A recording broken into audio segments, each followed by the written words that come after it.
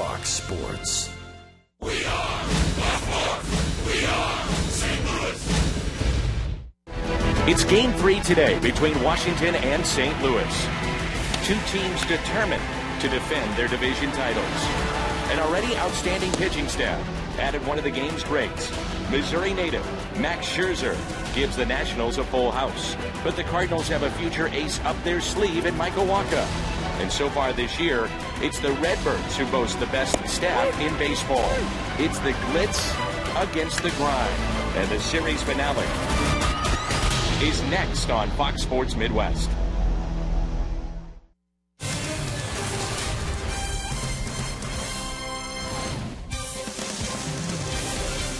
This is St. Louis Cardinals baseball. And this afternoon from our nation's capital, game number 3 between the Washington Nationals and the St. Louis Cardinals.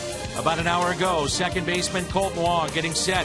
He's in the lineup today coming off what he called his most complete game as a pro last night. Welcome to Cardinals baseball. That's Tim McCarver. I'm Dan McLaughlin. Delighted to have you with us here on Fox Sports Midwest. What a pitching matchup we have for you today. St. Louis native Max Scherzer going for the Nationals, and the young gun for St. Louis, Michael Wacha. And because of Max Scherzer's contract, every time he pitches this year, it's going to be Max Scherzer against the other guy. Well, the other guy today happens to be Michael Wacha, and he's so good against Washington, he almost pitched a no-hitter 2 years ago. 2 years ago, great night late in the season at Busch Stadium, and Ryan Zimmerman an infield hit to break up that no-hitter. Batting leadoff for the Cardinals when we come back, it'll be third baseman Matt Carpenter. He'll get it all going. Baseball comes your way next.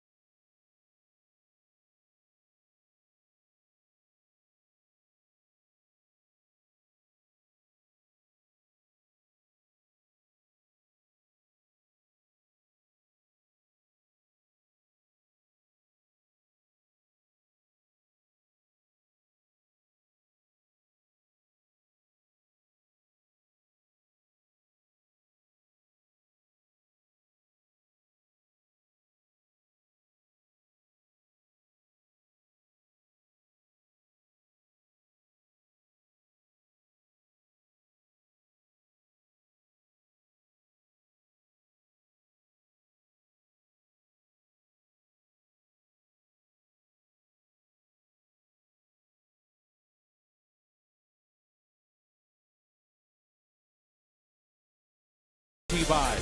A reminder from Budweiser, designated driver, and enjoy the great times. Save big money at Menards on all your home improvement needs.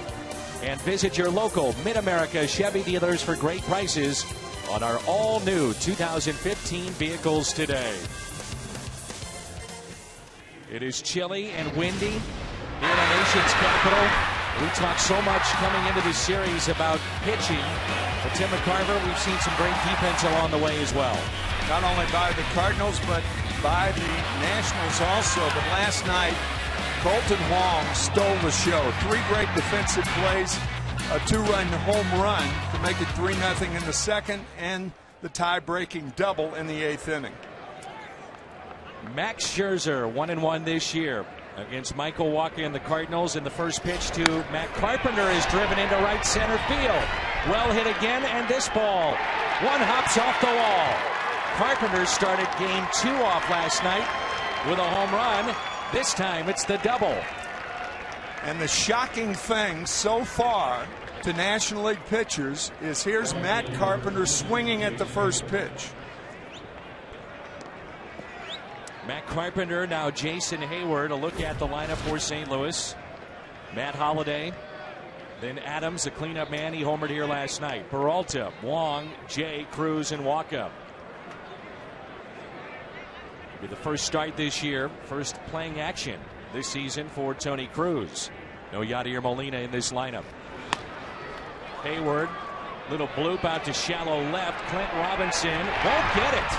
And Carpenter advances to third. That's a good base running play by Carpenter. He went far enough that when the ball dropped and the left fielder bobbled the ball, he could get to third base. 2 pitches, 2 base runners. Good base running by Carpenter. It's tough because the left fielder's about 80 feet from you. If he makes the play cleanly and throws to third, you don't know what to do. But a good play by Carpenter going more than halfway, it allowed him to get to third. This turns out to be what could be eventually in this game a huge inning for St. Louis. You don't get many cracks at Max Scherzer. No, 2 pitches, first and third, not often. And now it's Holliday. He's off to a red-hot start. So Max Scherzer signs the greatest contract ever by a right-handed pitcher. And here he is in Washington. So far, he's 1-1 in 3 starts and the .83 ERA. Matt Holliday has reached base in all the games this year. No hits last night, but he did draw a walk.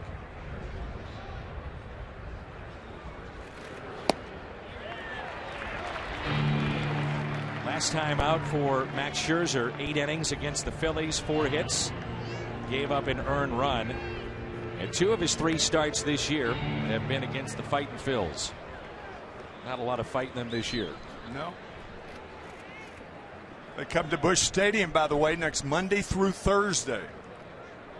Be a 4-game set with the Phils. Holliday in the hole, 0-2.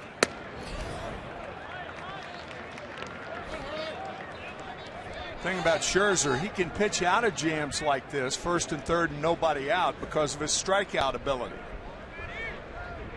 Before this game, Scherzer had faced 86 batters, no doubles allowed. 1 pitch into the game, first double allowed. Oh, that's a great note. Matt Carpenter giving him something to think about. Scherzer had to step off.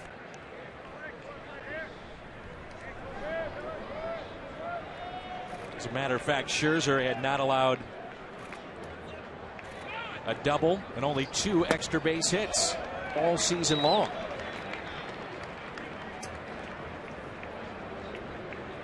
.92 and 51 in his major league career. 2-time All-Star and a Cy Young Award winner with Detroit back in 2013. That year he was 21-3 for the Tigers. The 2-2 instead of check on Jason Hayward, the runner at first. Dan, you think of the wisdom of swinging at the first pitch. First time through the lineup, a guy like Scherzer doesn't want to throw first pitch changeup. That's developed into, in my opinion, his best pitch. So first pitch fastball, 2 men on. And now a 2-2 pitch. On the inside corner, strikeout of Holliday. He did not like that call.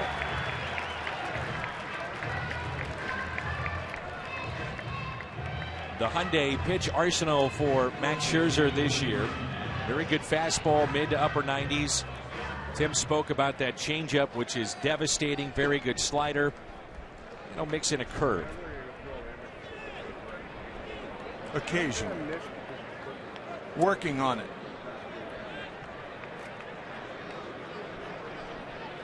Here's Matt Adams. They set up inside. Some changes defensively and in the lineup for Matt Williams here today. Jose Lobaton is the catcher, and we saw Clint Robinson in left and no Jason Worth.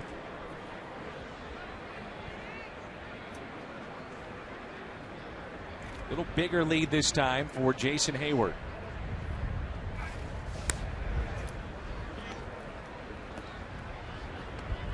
Not really a good running situation with the power hitter up there.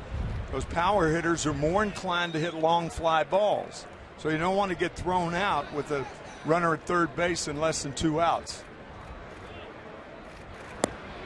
Had him out in front, and there's that changeup. That's a changeup because he went to that because he was in trouble. First time through the lineup, changeup to Matt Adams. Same motion as the fastball. Very, very difficult to pick up.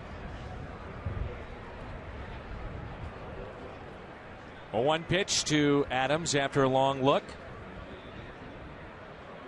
Here it comes. Now 0-2. I was talking with Matt in the team hotel this morning on our way to the ballpark, and he said last night was a relief after a tough game one defensively. Remember, Tim, he had the drop in foul territory. And sure. 2 errors that night, a strikeout, pinch hitting, and a home run to make it 7-5 last night. In the hole, 0-2. Adams pops it foul out of play. You could see why Scherzer, though, wants to keep an eye on Jason Hayward. Last year he had 20 steals. For a big guy, he can run. 6'5". He's put together but can run.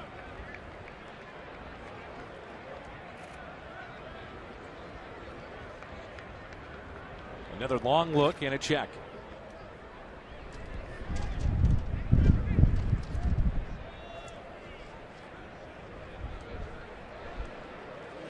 Matt was also telling me he didn't realize he got that ball so good last night. That was a shot into right field for his second home run. 0-2 pitch. In the dirt, gets away. Carpenter will score. Hayward to second base.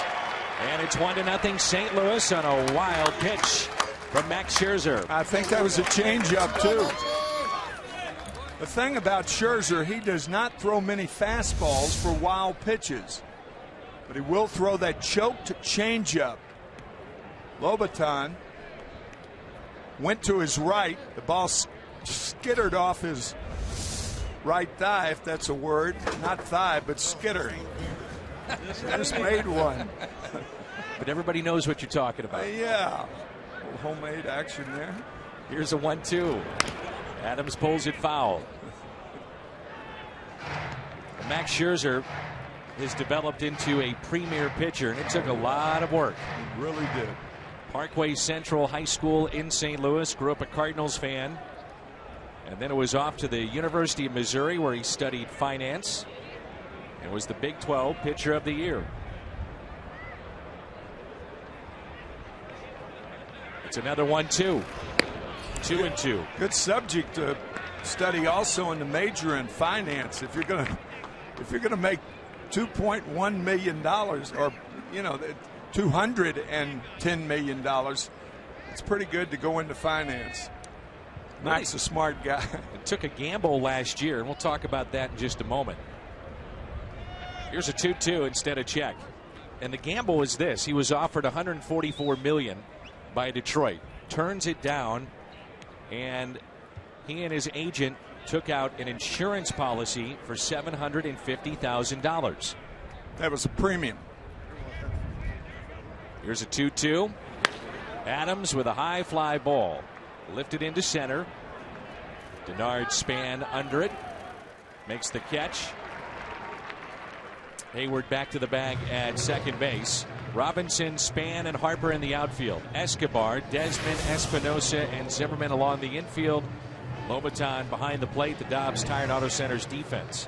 So they take out for $750,000 what was a guaranteed, if his arm was hurt, $40 million tax-free. So if he gets hurt with the arm, shoulder, elbow, whatever the case may be, he had $40 million tax-free coming his way. That's a very wise decision. A little protection there. He didn't need it. Rolled the dice and got $200+ million here in Washington. Here's Johnny Peralta hitting .288, the Cardinals shortstop. The amazing thing, and I've been describing Peralta now, watching him for about a year and a half. Tim, he's just a steady player. He's in there every day, makes the routine plays. He's got a little pop with 21 home runs last year, but steady. It's a great compliment to a player when he is called a professional hitter. Remember Jim Leyland telling us a couple of years ago when the Red Sox faced the Tigers, and Jim Leyland had Johnny Peralta in left field for that series, and we kept saying he has no experience out there. He said he can drive in more than he lets in. And Chris Bryant playing center field today for the Cubs. That? Wow. Normally a third baseman, can play first base.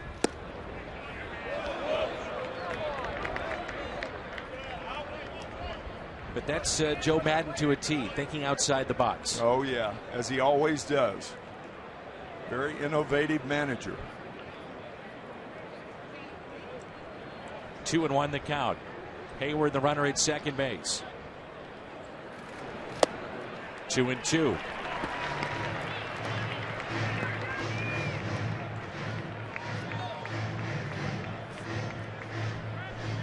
Talk about Max Scherzer and his work ethic and what he's brought to this team. It already featured a number of veterans, but it's caught the eye of even the veterans and the younger players between starts. Keeps himself in great condition, ready to go every fifth day. And you hate to see that, 2 meetings on the mound here in the first inning. Jose Lobaton, I'll tell you, sometimes that plants seeds of negativity when you go out there too much. A 2-2 on the outside corner, and a strikeout of Johnny Peralta. Matt Carpenter first pitch in this game with a double into right center. The bloop by Hayward, and then Matt scores on a wild pitch. Happening in the books. 1-0 St. Louis.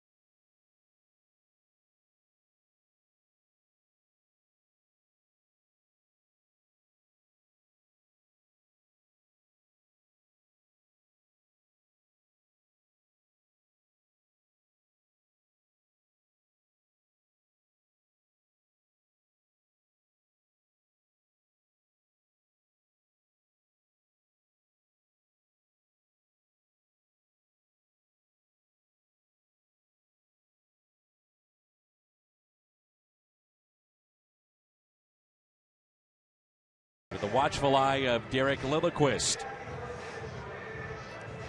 And Waka, 2 starts, and he's 2-0 so far this year, 1.35 ERA.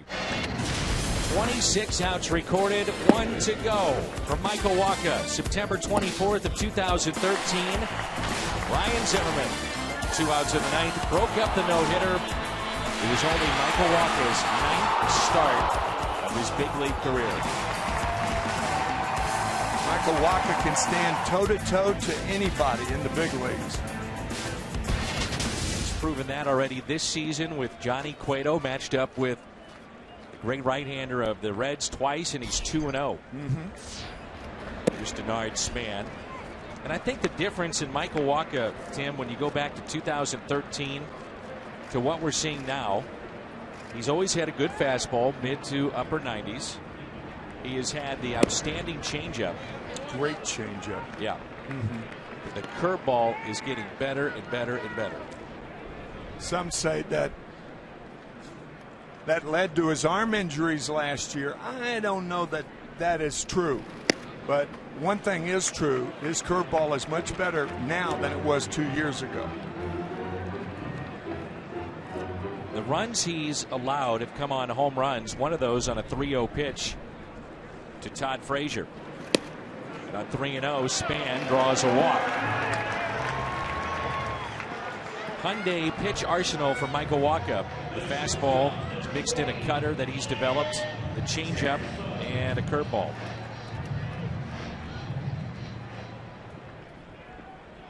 So in 4 straight, Span is aboard. Brings in Ian Desmond.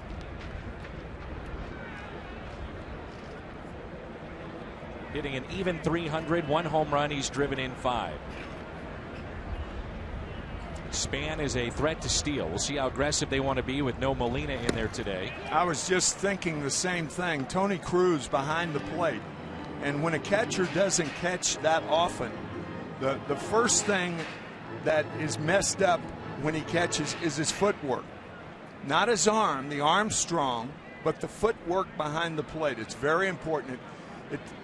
You've got to be back there every day to be consistent with your steps and throwing, and that's vital. Try to describe it if you can. I know there's different ways to get it done, but the footwork, how does it work for a catcher trying to throw to second? Well, Bill Dickey used to say to be a good catcher, and this is true, you had to be a good dancer. That's a fact. He did say that. So light on your feet, quick. To be a good dancer, you have to have great footwork. I'd have been an awful catcher, and I was. So I guess that explains it. Strikeout of Desmond. And it brings in Bryce Harper. Lineup for the Nationals: Span, Desmond, and Harper. Then Zimmerman, Robinson, Escobar, Lobaton, Espinosa, and Scherzer. How unusual is that? 4 straight balls to the leadoff hitter, 3 straight strikes to the number 2 guy. Bryce Harper no longer the youngest player in the major leagues. It's now Addison Russell, who's called up by the Cubs this past week. He was part of the Jeff Samardzija deal with the Oakland A's, and Samardzija now pitching for the White Sox. And Russell, a top prospect with Chicago, the Cubs. So 1 out runner at first. Another check. Harper's hitting .255. 4 home runs. He's driven in 8. That's an impressive thing about Michael Wacha. How he can be so quick and be 6'4½. Talking about footwork. He's got very quick feet in throwing to first base. Can't be comfortable with the lead.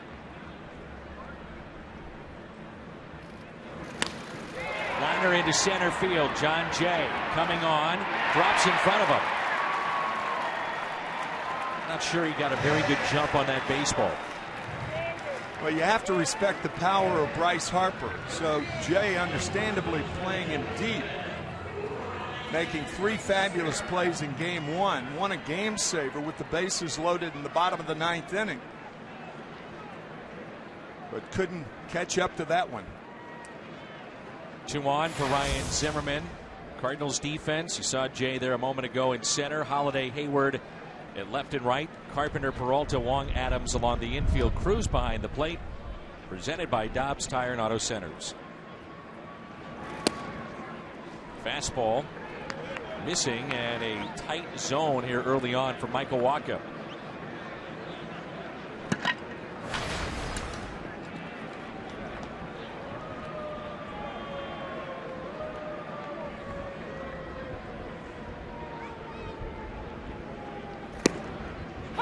One ball, 1 strike.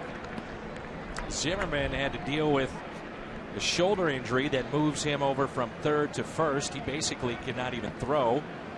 The Nats declined an option on Adam LaRoche's deal to clear the way for Zimmerman, and LaRoche signed a 2-year contract with the Chicago White Sox. When they get Anthony Rendon back, this infield has got some kind of thump. Last year, collectively, 91 home runs by the infielders of the Washington Nationals, and Matt Williams saying before the first pitch today that Rendon expected to start a rehab assignment tomorrow. And then you add that with Desmond, Espinosa, and Zimmerman. 2-2.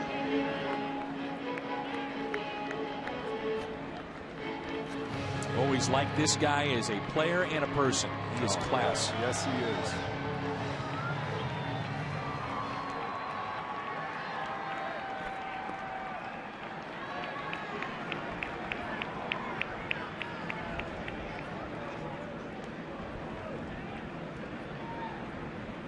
The 2-2. Ripped into right center. Jay wants it. Hayward takes it. Makes the catch and gets it back into the infield. Before this inning started, the bat boy came out to Matt Carpenter and gave him a pair of sunglasses, to which Matt took them out to Jason Hayward. It's an overcast day, and Jason, thinking that he wouldn't have any problems with the sun, got the glasses and ended up making the catch there. But you can see that that sun could be problems for the guys in right field in particular today.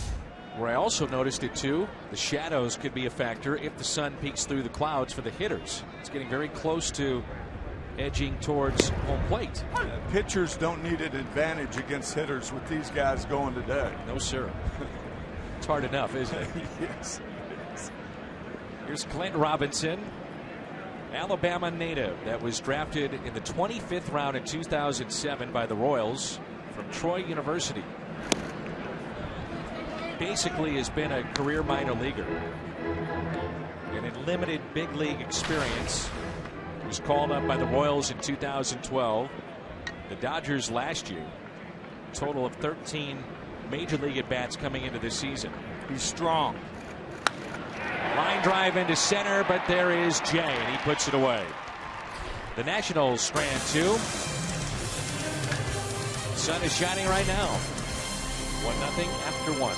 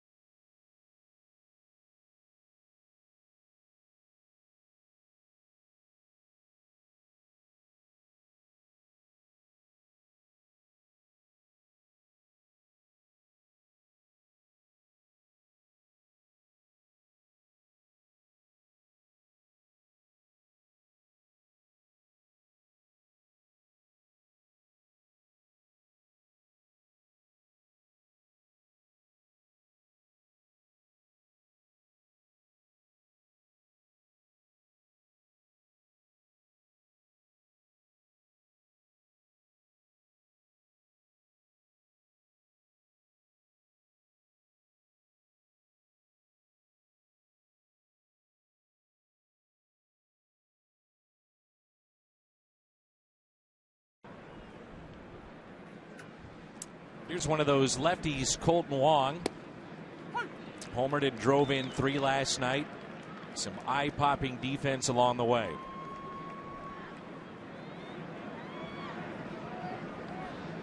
Oh, one pitch by Max Scherzer. We talked about it, Tim, how Wong is one of those players that we've said it a lot, but he gets down on himself, very tough on himself, and maybe that's the kind of game that really propels him to a good season and a solid few weeks upcoming. Yeah, and like any young player, I think what the Cardinals are looking for is consistency. And consistency comes from persistent concentration every day. Don't allow it to leave you.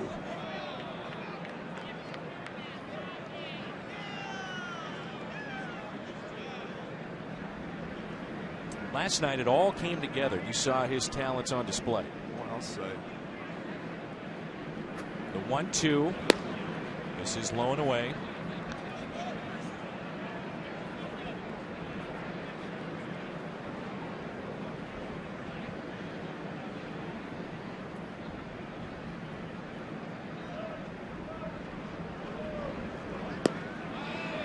Nationals, if you look ahead to 2017, let's just say for argument's sake they would keep the rotation that they have intact. Scherzer's going to be here a long time. Fister free agent to be. Strasburg free agent after next year. Jordan Zimmerman a free agent to be.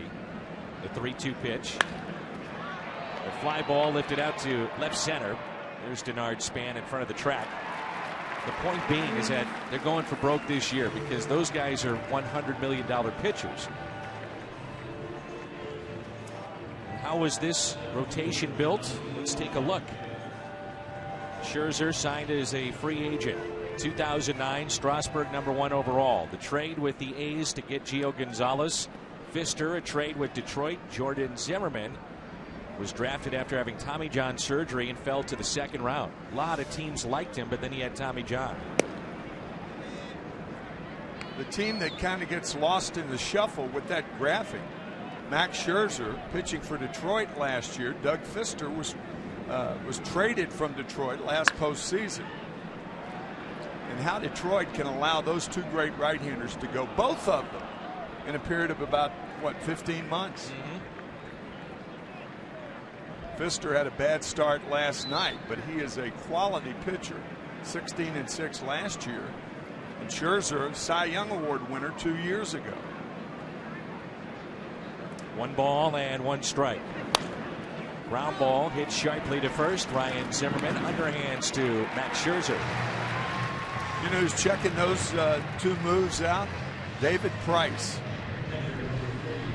Talking about the price going up. David, the great left-handed pitcher for the Tigers. You see Fister dealt, and then Scherzer's gone, and David's saying, "Oh, wait a minute, I'm the only one left." Not the only one, but the best one left. The pot of gold is getting a little bigger. Is it ever? There's a lot of big names headed for free agency after this year among pitchers. Up and in to Tony Cruz. We're talking about how tough it is for a catcher and the footwork, and there's Yadier Molina. Also tough when you get your first start of the year. You got to face Max Scherzer on a cold day in Washington. Baseball is not always fair. You and I were in the clubhouse today and in the video room. Yadier Molina studying his swing, going over certain things with his offensive game. Where most times he's going over the opponent with his pitching staff, but he was telling me that if he gets time on the rare off day that he gets, it's an evaluation of his swing.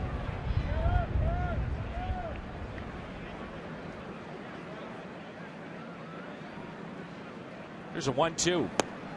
Strikeout of Tony Cruz. 3rd this afternoon for Max Scherzer.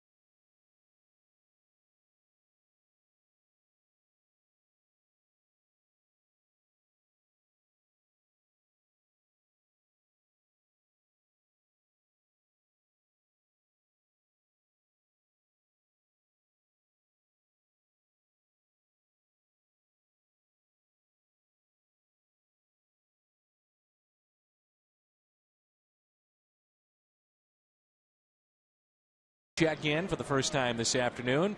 Jim Hayes. Jimmy. You guys were talking about Kolten Wong. Wong told me he just wasn't happy with his swing prior to the team's arrival in D.C. He just wasn't comfortable at the plate. He told me he started to look at video from last year's postseason and noticed something when he was hitting well like he did in the NLCS.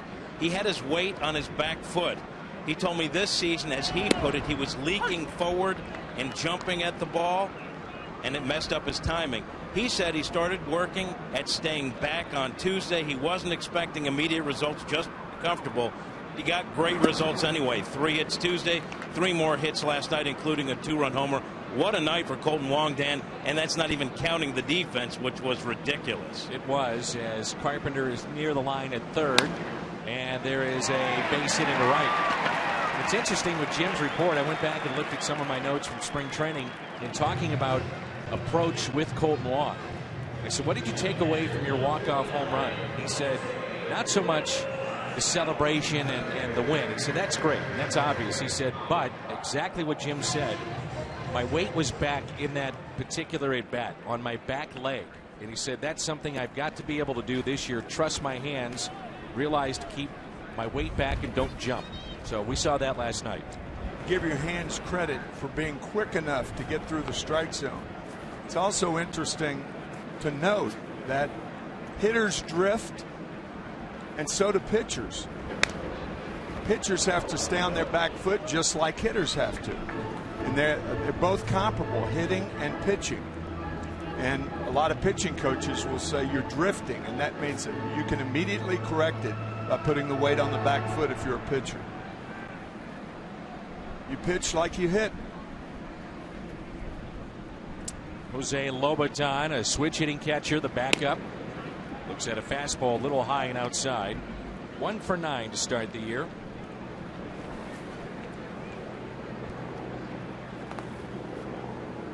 Stating the obvious, but a huge key this season is a healthy Michael Wacha, dealing with the odd shoulder injury that he has. Brandon McCarthy also deals with it, pitcher for the Dodgers, but a fracture in the shoulder. Michael is telling us that he's done a ton of exercises to strengthen that area of the body, but there's really not a lot known about this type of injury. You know about Tommy John. The top of the shoulder, yeah. Right? And it's just one of those oddities that he deals with.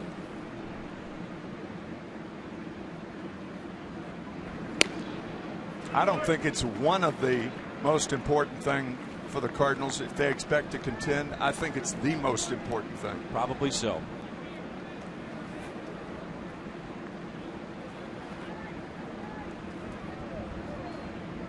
It's technically a stress reaction in the right shoulder. This time is called. The Cardinals very cautious with Michael last year. He doesn't turn 24 until July 1st. And a 2-2 pitch. Strikeout. Second this afternoon for Wacha.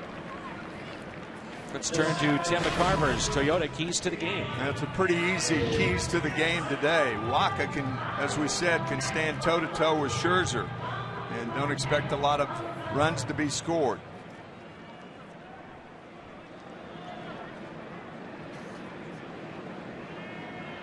Danny Espinosa, second baseman, also a switch hitter. 5 for 26 this year, a 192 batting mark. And Max Scherzer, the pitcher, on deck.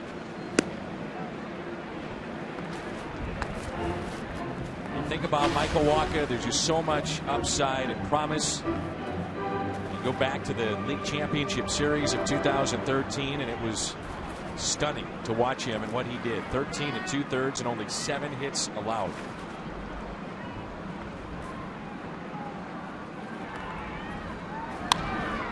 Fly ball lifted into left field.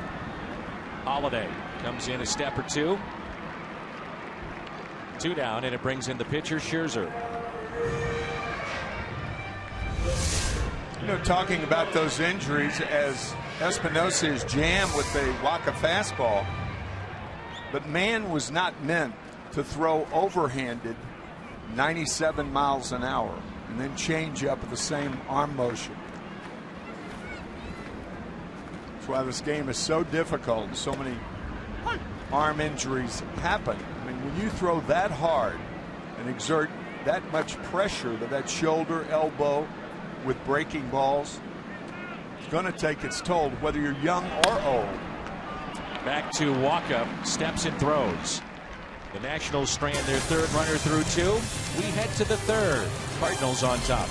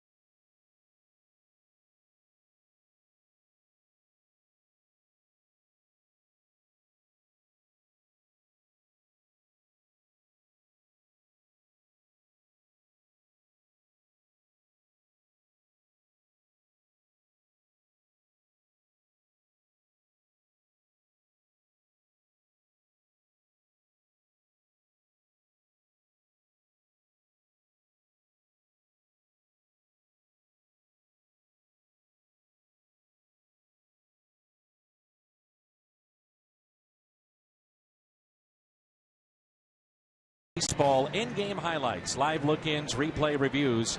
It's all at MLB.com/@bat. Scherzer will face Michael Waka, then the top of the Cardinals lineup, 1-0 St. Louis. I'm curious, and we were talking about arm injuries, and it's an unnatural motion to throw a baseball. Why do you think we're hearing about so many injuries now as opposed to even 20, 30 years ago?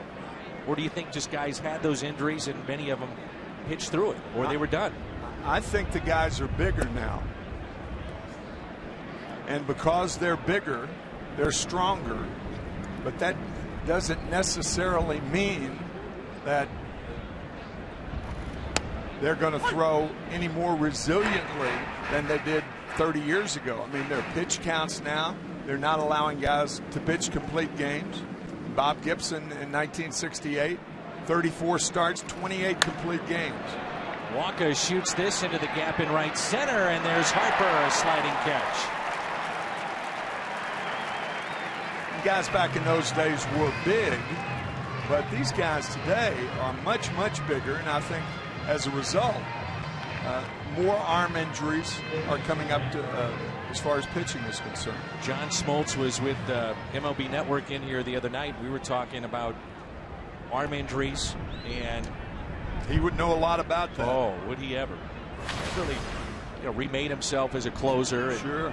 And started at the end of his career with St. Louis, and he said one of the things that he's going to do in his Hall of Fame speech, it's going to be some of it thanking those that got him to the point of being a Hall of Famer. But he said a lot of it will be dedicated to kids and parents. And one of the things that he thinks leads to injuries is just overusage. Kids becoming specialized in one sport. Playing baseball year-round, not playing other sports. I think there's some truth to that.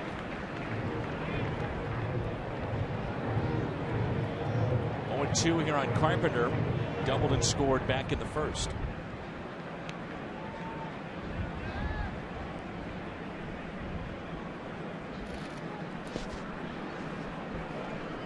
It used to be the only thing that youngsters had to be wary of was throwing curveballs.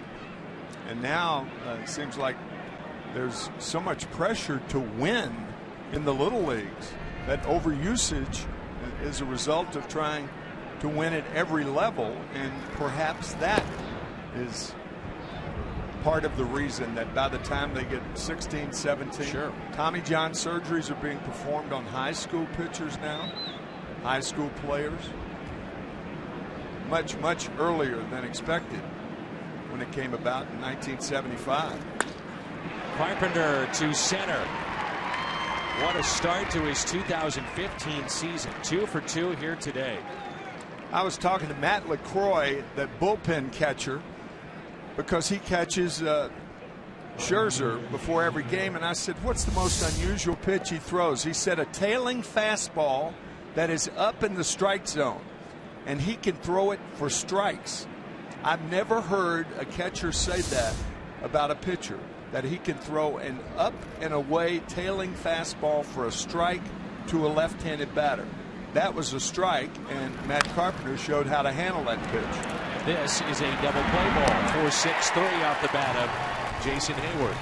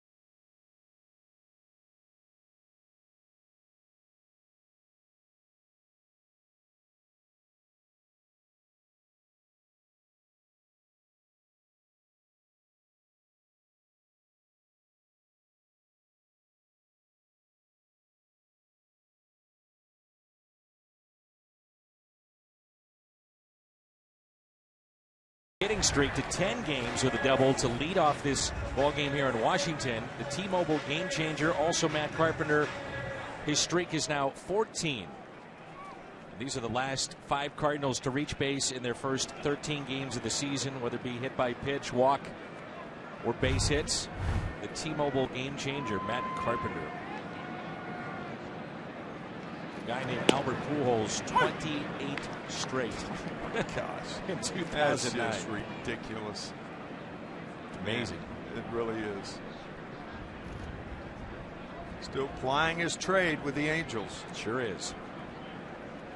Here's Denard Span. Nationals excited to get him back in the lineup, rejoin the club after abdominal surgery. Played in his first game last Sunday.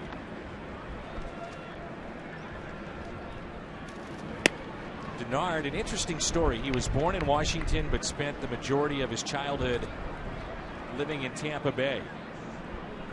And now here he is playing for the Nationals. Good tailing action on that pitch. Started a foundation to help kids of single parents. He was raised by his mom Wanda. He and his brother, together with his mother, that worked 10-hour days as an insurance claims adjuster and also operated a daycare center. And that's back to Walker, and he makes the play. And then tries to recover. I'll tell you, that's shocking. When the ball's hit that hard and you make a play like that, it passes through your mind, what if that were a foot and a half higher? I mentioned Brandon McCarthy earlier. Brandon McCarthy hit in the head as a pitcher. Doug Fister was hit in the head by Pablo Sandoval in the World Series a couple of years ago. Speaking of Albert Pujols, I remember he hit a liner off of Chris Young. You know, remember the 6'10" pitcher? I certainly do. Straight off his forehead. Oh, gosh. I mean, it is scary. Frightening. Yeah. And you talk about earlier these guys being bigger and stronger, and you think about some of those situations. Yes. And I think baseball still should consider and continue working on headgear for pitchers. I think it's vital. I really do. I know a lot of guys don't like to use it right now. It looks funny and all that sort of stuff. That's a small price to pay, particularly with what's going on about concussions in football, catchers in baseball. Ian Desmond chops it to Colton Wong. 2 down. There's been a task force signed by Major League Baseball to look at Tommy John and also looking at the concussion situation in the game. Right. Reminder, the Bud Bash is coming up on Tuesday, and Jack Clark will be there May 5th for a full schedule of players to visit with or get a bobblehead or an autograph. The Budweiser Bash, the special theme ticket every Tuesday through the regular season. And this Tuesday will be Jack Clark.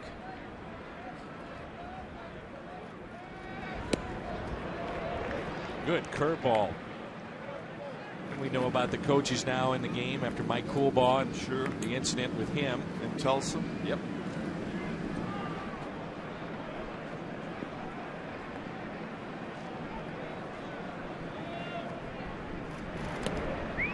Jack Clark deal wound up being a pretty darn good one for St. Louis. Awesome. It was a 1-for-4 deal with the San Francisco Giants. And the big names going to San Francisco at that time: left-hander Dave LaPointe, David Green, an infielder. Jack wound up hitting 60-plus home runs in 3 years, then signed with the Yankees. And the memorable home run in Game 6 off of Tom Niedenfuhr in the National League Championship Series against the Dodgers. Tommy Lasorda debating whether or not he should pitch to Jack Clark. Vin Scully. Should I pitch to the so-and-so? He did, and he got burned. And the rest, as they say, is history. 2-2, and here's Colton Wong again. Backs up just a bit. And an easy 1-2-3 inning for Michael Wacha. We're through 3 here in our nation's capital. Cardinals on top, 1-0.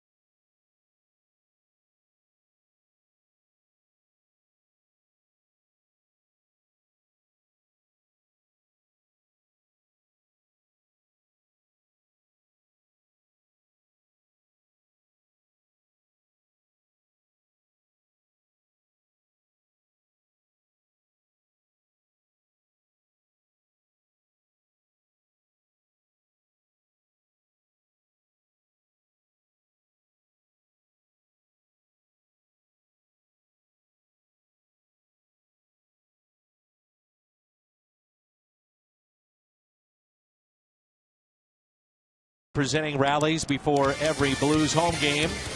You can join us for live music and appearances by Blues celebrities outside Scott Trade Center. be there tomorrow night to cheer on the Blues. What a win last night for St. Louis. As Holiday chops it to short. One away. Even up the series 2-2. Missouri Lottery Fox Tracks. Holiday is 0 for 2. And we have seen some very good shortstop play by Ian Desmond in this series. Having a psychological problem similar to what John Lester, we talked about it in game 1. All his plays have been reaction plays in this series, and he's handled all of them very well.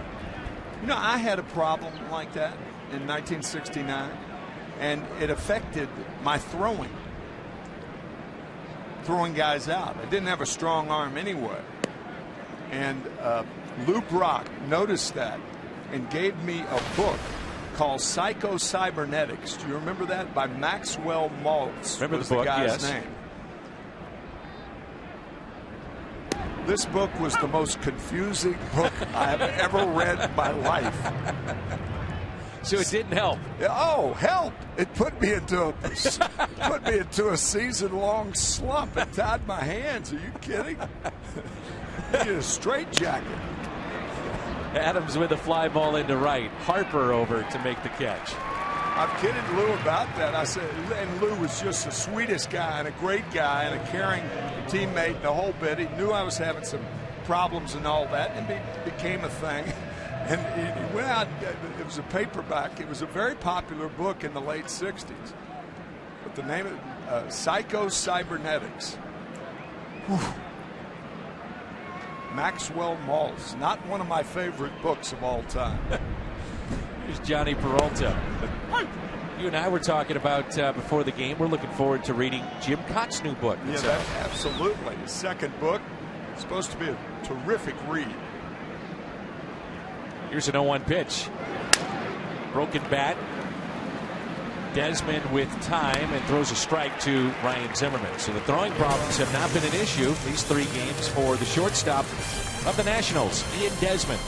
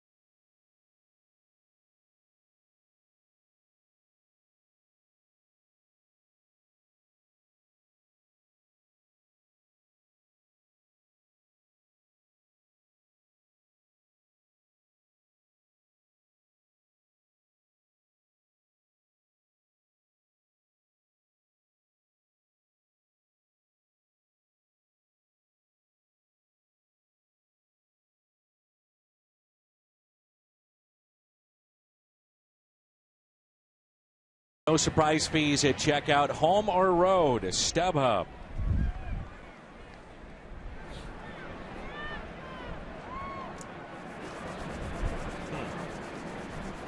A little chilly to bring that kid out to the ballpark. Properly swaddled, though, that young baseball fan. Apparently the kid born during BP and now taking in the Ryan Zimmerman at bat. Here's the 0-1. So you had issues throwing to second base. Was it they tailed on you a little bit? Yes. But you were able to get out of it. Well, I was able to get out of it. I was traded. That's how I got out of it. After the '69 deal, that was the deal with Kurt Flood. Sure. There's a base hit into right, and Zimmerman stopping at first base. Well, that's a double for anybody in baseball, but Ryan Zimmerman limping down to first base. It's like he's playing on one leg. This ball is normally a double, not a single. Really protecting that knee. Even rounding the bag was painful. It's Clint Robinson. Jim Hayes has joined us here in the booth as we play in the bottom of the fourth, and the Cardinals leading 1-0. Robinson lined out with 2 runners on in the first. The first pitch to him is a strike. You know who's public enemy, Jim, number 1 in this particular ballpark is a guy that you wouldn't normally think would be, and that's Pete Cosmo.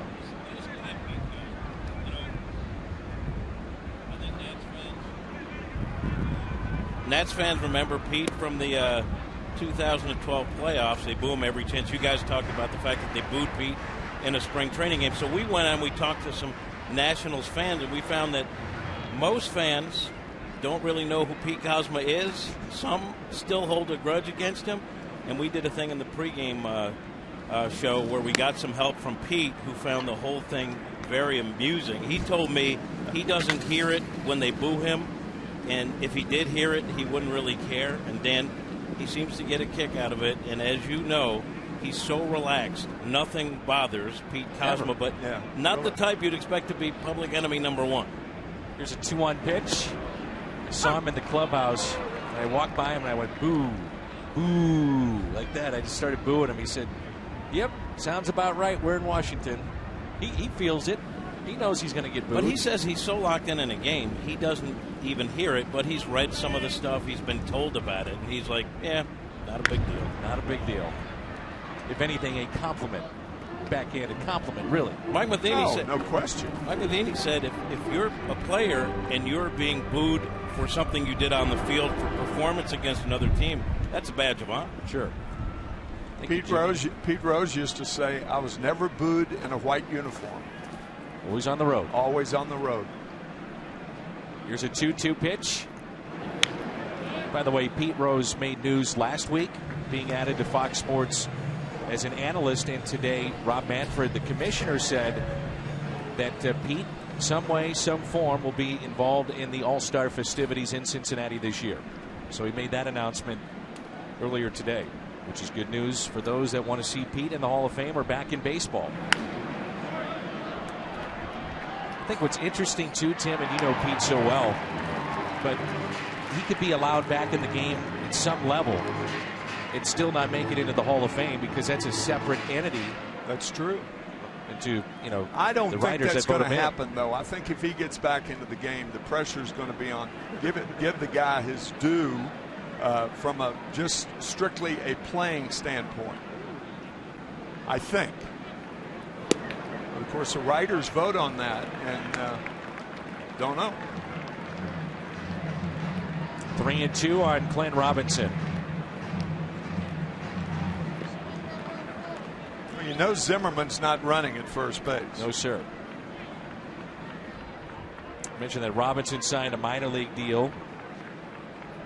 300-plus hitter in the minor leagues, and now he draws a walk. That was a good at-bat by Clint Robinson.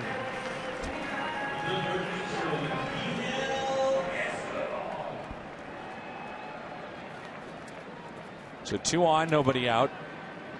Opponents average by situation in his career with runners on, 210 this year, 0 for 20, and 0 for 12 with runners in scoring position. That's impressive. It certainly is.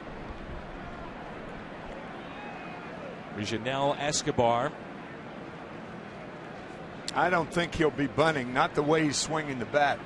Game-winning home run in game 1 of this series. Double play ball. Peralta steps on the bag. Double play.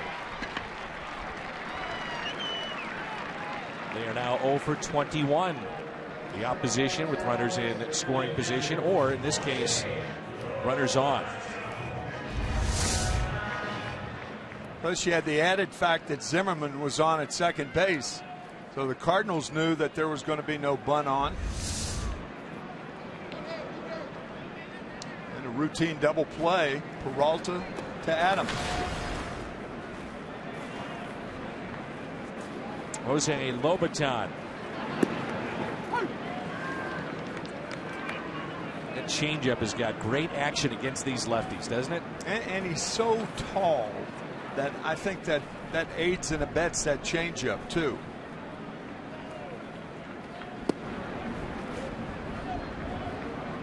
That was the cutter. 1 ball, 1 strike. First pitch strikes. 13 of 16 he's seen today.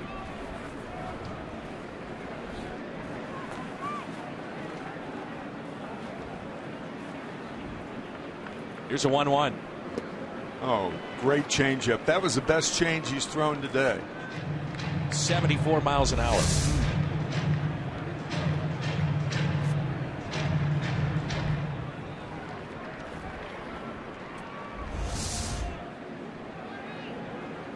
One-two pitch. Then he comes back with a 95-mile-an-hour fastball. You can see the dilemma for the hitter, any hitter.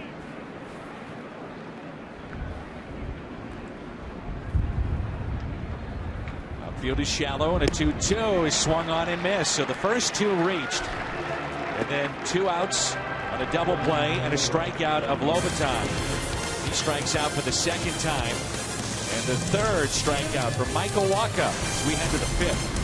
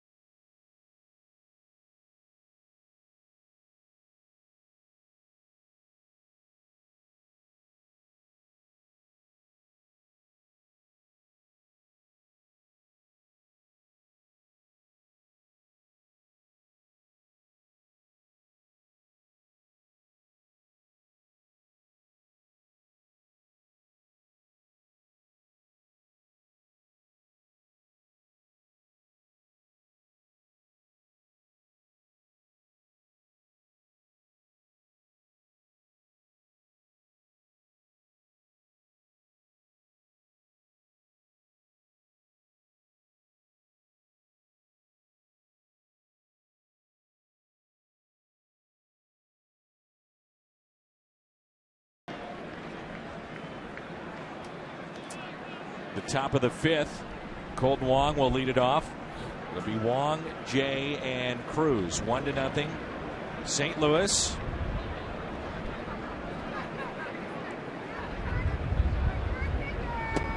You mentioned the bottom of the 4th. Well, that looks entertaining. Enjoying yourself? But you mentioned as Wong hits a fly ball out to left, and Robinson is there. One pitch by Wacha, and I think you and I both agree it was his best pitch of the afternoon. I thought so. And there are those, when you're watching, you'd say, well, that looks like a curveball. But because of the great movement, he played this game a long time and caught great curveballs and caught great changeups. It had that appearance, but clearly outstanding changeup that time from Michael Wacha. Because it went away from the left-handed hitting Lobaton. You can see it at the very end, that little tail going the other way. What a pitch. As Jay flies to left. And Clint Robinson puts that in his back pocket for out number 2.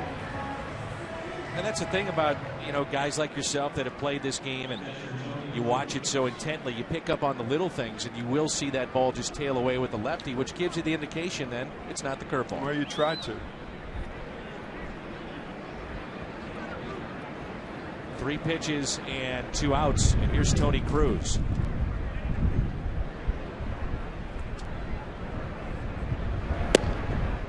He looks at a strike. He was called out on strikes his first time up. Max Scherzer has struck out 3 and allowed 3 base hits.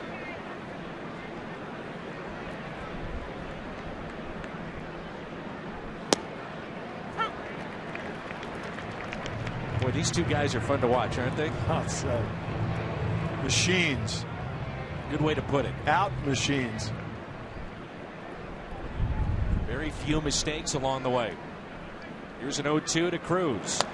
And that is a quick top of 5 for Max Scherzer. 5 pitches. Ooh.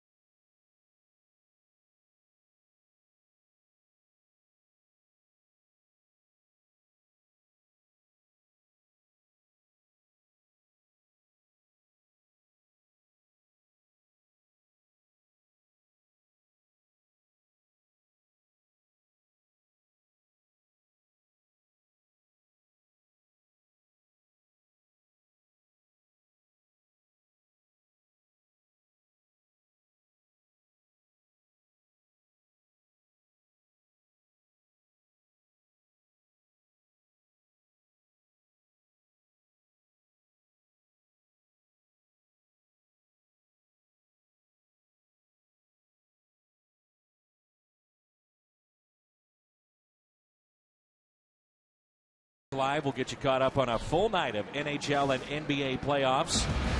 A look at the Blues as well. It follows the re-air of Cardinals Nationals tonight. Fox Sports Live. 8, 9, and 1 in the lineup. Espinosa, Scherzer, and Denard Span. Espinosa has abandoned switch hitting. Went into spring training, struck out nearly a third of his major league at bats. They said, why don't you think about just going from one side of the plate? And he has said at times he may go back to switch hitting depending on the matchup. But right now he's caught in between. Yeah, you don't want to be caught in between. This side of the plate, a .213 hitter. Right side, career .271.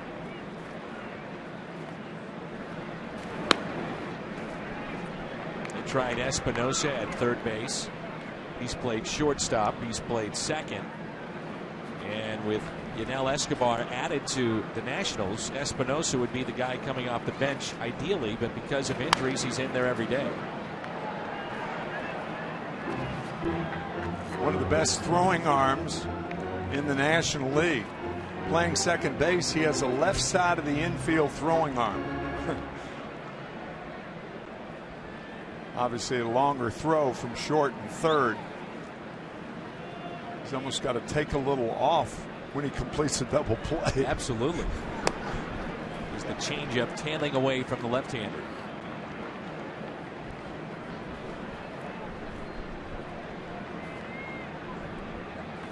Two balls and two strikes.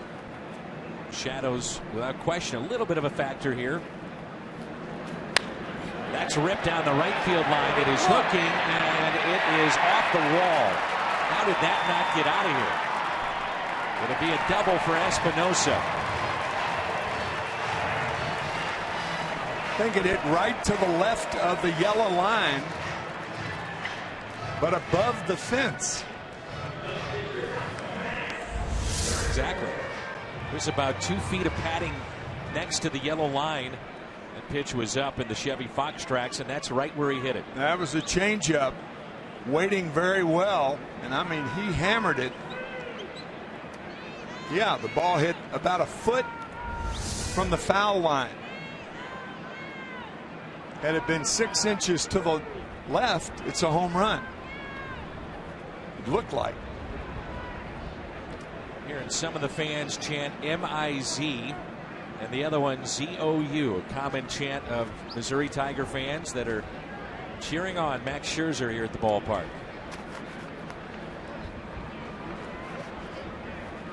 Max was actually originally drafted by the Cardinals, and he was telling me 2 days ago he didn't sign because he knew, and he's a bright guy, he knew he needed seasoning, according to him. Out at first, the throw by Adams, no throw. Well, that's terrific base running. A great read by Espinosa. Johnny Peralta looked him back. He could have looked him back longer at second base. Watch. Peralta looks him back, but only a step. I mean, with the pitcher running, looking back, and then throw to first base. But by looking him back only once, I think Johnny's got to remember who's running, and I think he prevents Espinosa from going to third base.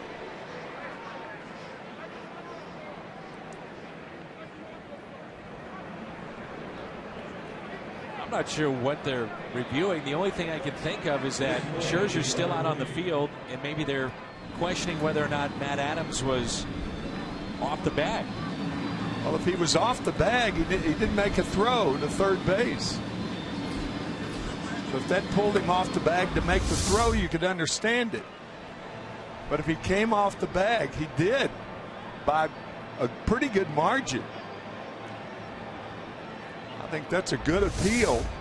So by Johnny Peralta not looking the runner back at second and Matt Adams coming off the bag, I doubt that any error would be given.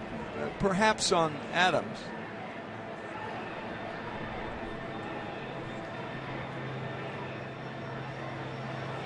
But the thinking was not right by Peralta or Adams on that play. Just by looking at the one replay, looks like he's off the bag. He is. He was never on the bag. It didn't look like. His right foot was next to the bag. They just showed that on the video board here at the ballpark, and that's the reaction you hear in the crowd. They've just seen it, and they think he's safe, and so do we. Yeah. I don't even think it's close. No.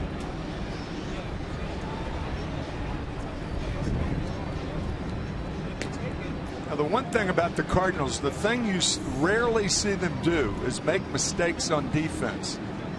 They don't have the greatest range on the left side, but they catch the ball. Wong showed last night he's got tremendous range.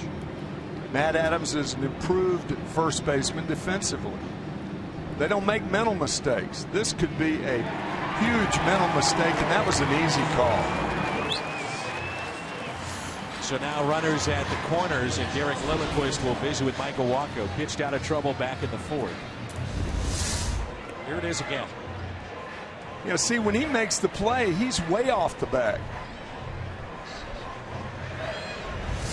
And with Scherzer running, he had a chance to get off the bag and then come back and touch the bag, because Scherzer was about halfway down there. So the error is charged to Adams, his third this season, third in the series. Let's see how the Cardinals want to play this with runners at the corners.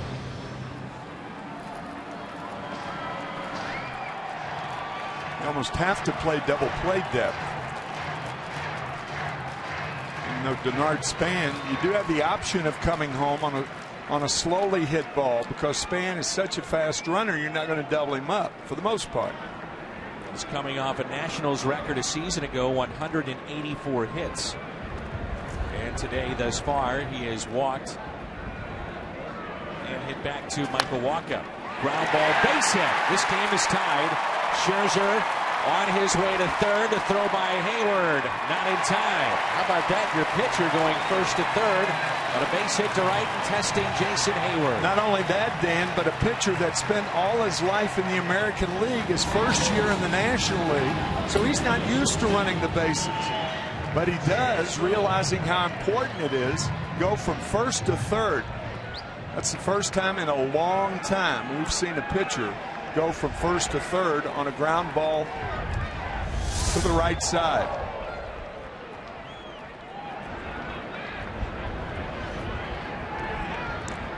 Made it rather easily.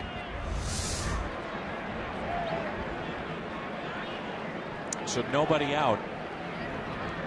Ian Desmond, three-time Silver Slugger at shortstop, 3 consecutive Silver Sluggers for him.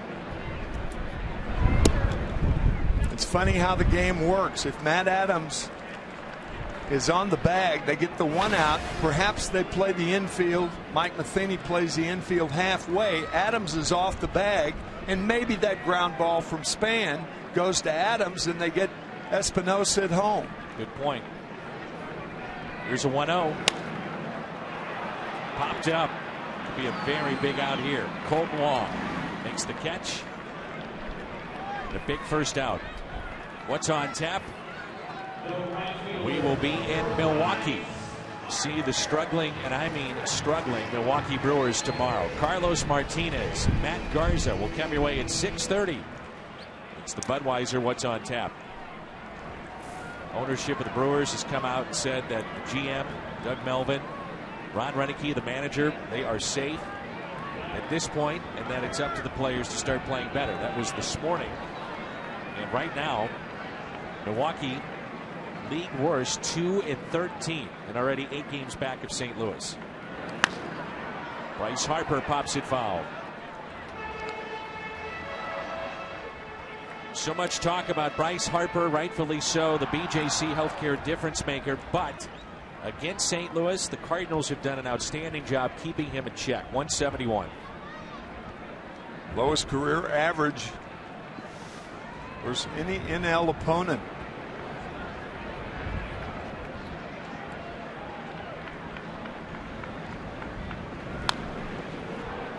Nothing at 2. Such an odd journey for Harper to come to the big leagues. After his sophomore year in high school, he picked up his GED degree, and then that was in Las Vegas. He attended the College of Southern Utah at the age of 17 so he could enter Major League Baseball's draft early. He was the #1 pick back in 2010.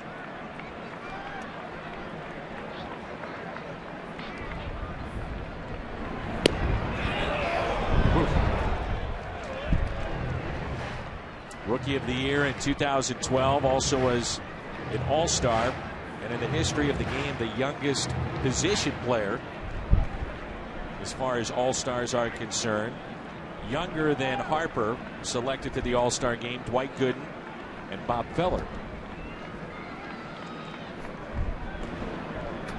Yeah, Bryce's journey to the major leagues, almost baseball's version of Midnight Cowboy. And I say that with all the respect in the world for Bryce.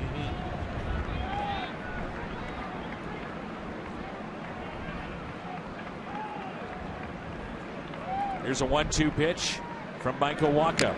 A swing and a miss, and a big strikeout, number 4 today.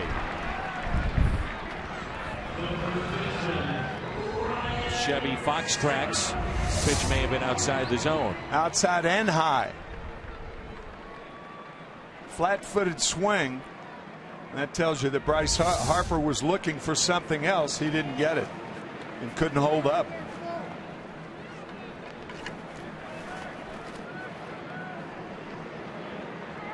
So now it's Ryan Zimmerman, who is flying to right center. Single down the right field line. 2 outs, 2 on. First pitch taken inside.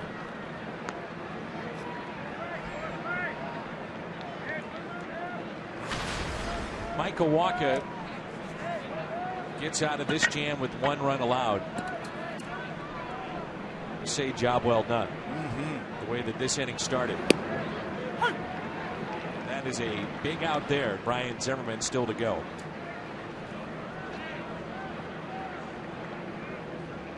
Zimmerman, the man that broke up potential no-hitter.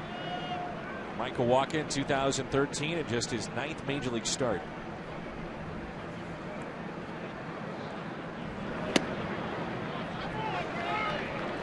Tony Cruz had to cross the plate, and when a catcher crosses the plate, you're not going to get that pitch for a strike. That last pitch was a strike, but Tony was setting up inside, and the pitch was outside, the outside part of the plate. Usually if you cross the plate, you don't get those strikes. Don't see much emotion from Wacha, and even he showed displeasure in that call. Hit to short and a forced play at second. Espinosa scores the first run for the Nats, and we're tied up 1-1.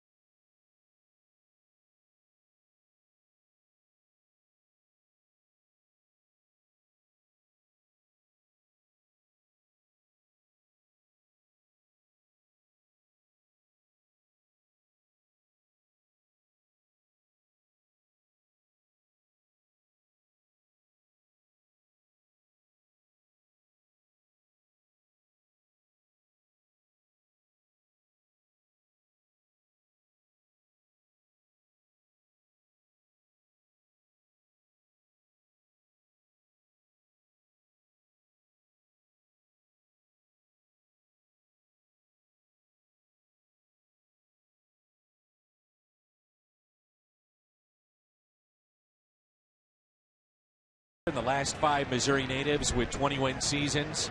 Ken Holtzman, Rick Sutcliffe, who we saw last night working with ESPN. David Cohn did it a couple of times with Kansas City and was in Kansas City at Rockhurst High School. And Max Scherzer was recently in 2013. 21 wins, went 21-3 that year, on his way to the Cy Young Award. I believe Kenny Holtzman was from or is from University City, right? Correct. Kenny, a fine pitcher for the Cubs for a lot of years. I think he ended his career in Oakland, right? Correct. Wacha then the top of the lineup. And Scherzer grew up a Cardinals fan, going to games, telling us that he had a superstition as a fan. He said anytime mom and dad would take me to the ballpark, if I ate nachos, the Cardinals would hit a home run and they'd win. So he said he ate a lot of nachos. Harper coming on and makes another sliding catch. And the name that he mentioned all the time, Tim, of a player that hit home runs when he was at the ballpark, Fernando Tatis. And today is the anniversary, ironically enough, of Fernando Tatis and the 2 grand slams that he had against the Dodgers at Chan Ho Park in 1 inning. AT&T phone charger presented by AT&T. 25,000 fans entering with a ticket, and that's Friday, May 1st. The portable phone charger. April 23rd, 1999. In Los Angeles, right? Dodger Stadium, 2 grand slams in 1 inning off the same pitcher, Chan-Ho Park. Only player to do that in the same inning. Matt Carpenter is 2 for 2. And a fly ball lifted to left field. And Billy Miller is the only player to hit 2 grand slams in a game from either side of the plate. Billy did that back in 2003 with the Boston Red Sox. And he wasn't a home run hitter. He was an 8th place hitter and won the batting title in 2003. How about that?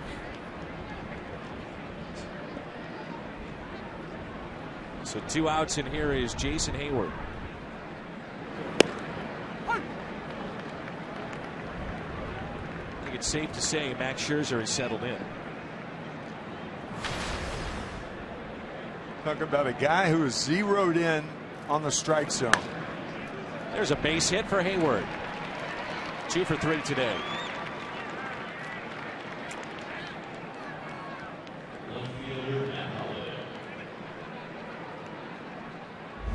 Jason having a tough time in a slump early, and one of the best ways to get out of it, hit the ball back through the box. You know your front shoulder's in, then take it right back through the originator, as the old line is.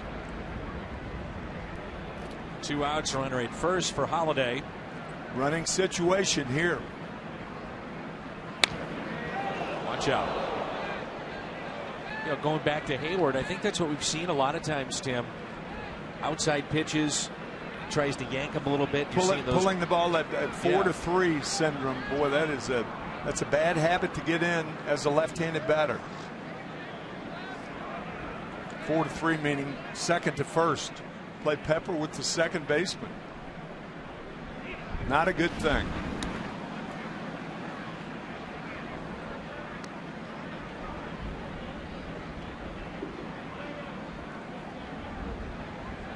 Hayward picks up the first base hit for the Cardinals since back in the 3rd at Carpenter.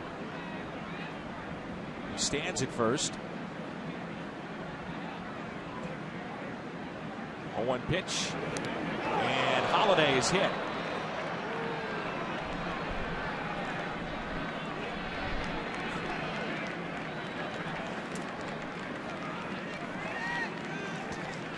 You know, Hayward had a fake break towards second base. I wonder if that confused Scherzer.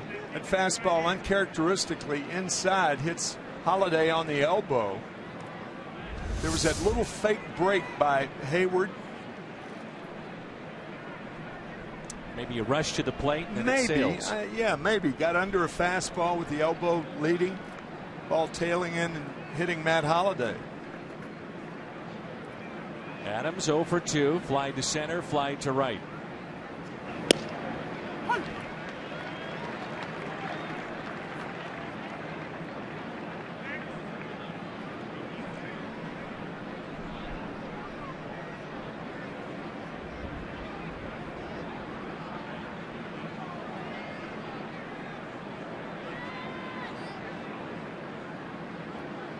The 0-1.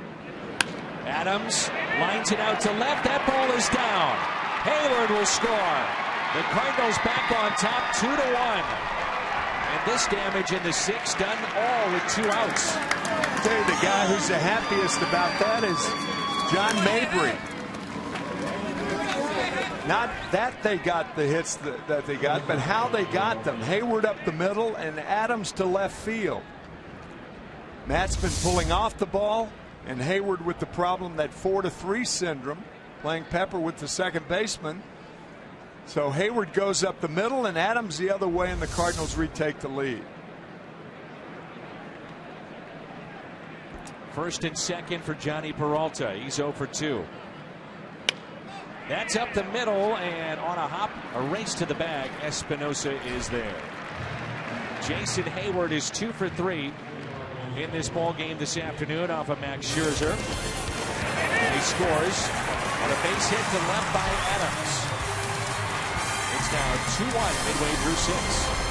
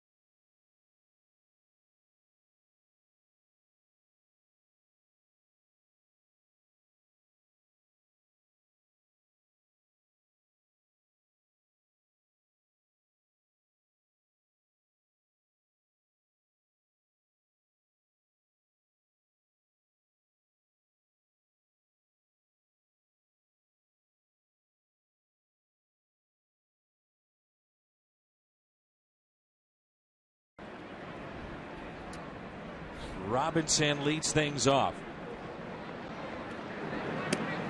And a curveball drops in for a strike. He's lined out and walked.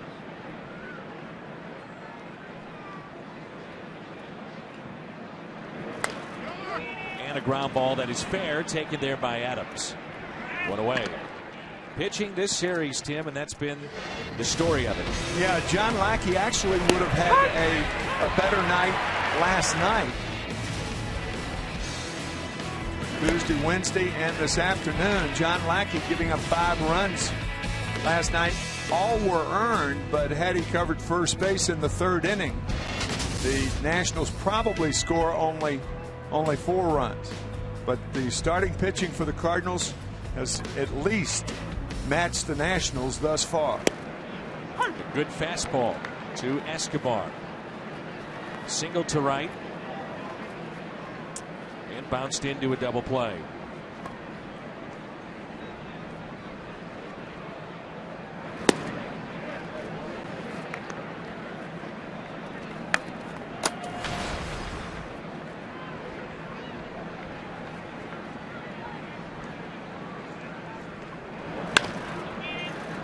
Gets him to reach, and a ground ball to short. Peralta.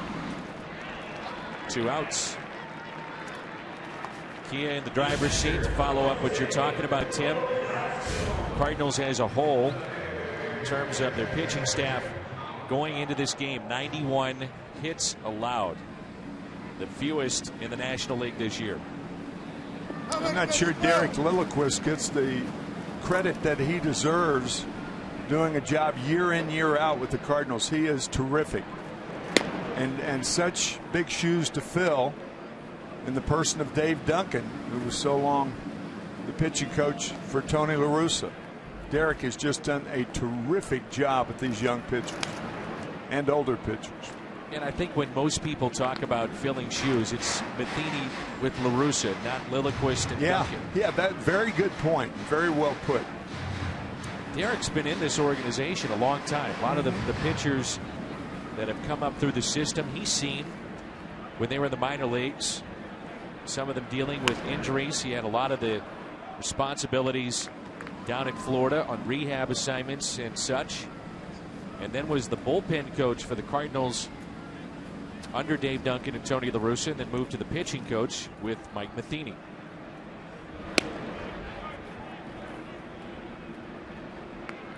Two balls, 2 strikes on Jose Lobaton.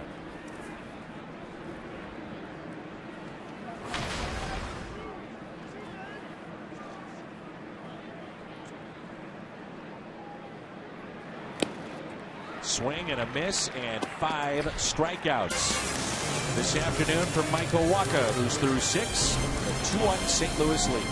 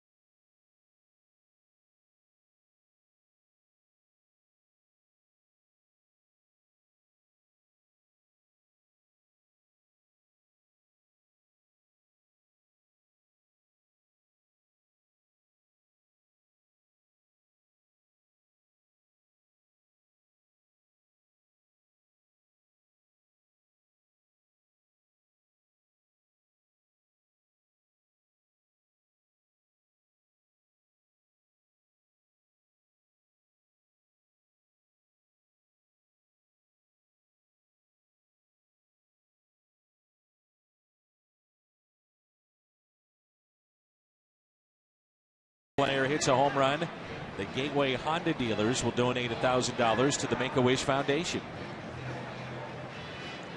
Wong, Jay, and Tony Cruz due up for St. Louis. A lot of Cardinal fans here in our nation's capital. Heard that in late innings that the crowd has come alive for St. Louis.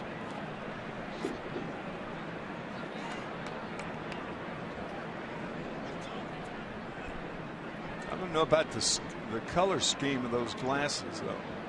Orange glasses on a red cap. Doesn't blend well. No.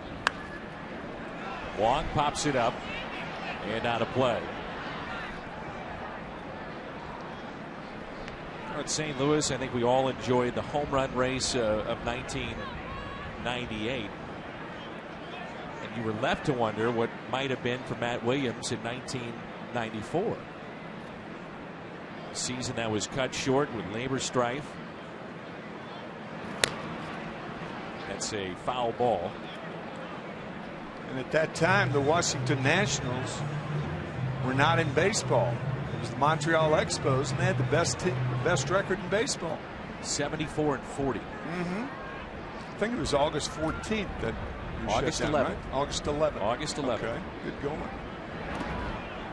Some of the names that were on that team in Montreal, I mean, you think about, and these were guys in their prime. Larry Walker and Marquise Grissom, John Wetland, who was huge for the Yankees. The Hawk. The 1-2 pitch, tapped foul. Moises Alou, Cliff Floyd, Pedro Martinez. I mean, yeah, the team was stacked.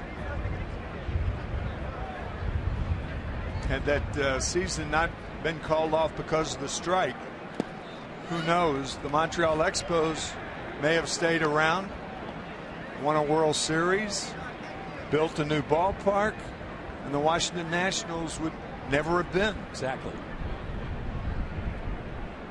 It's odd how it all ties in, and now their manager is Matt Williams. Yeah, right. And he had 43 home runs. August 11th. On August 11th. Yeah. The way I figured it, he would have had roughly 190 to 200 at bats rest in the year, you know, to get 19 home runs. Chopped up the middle.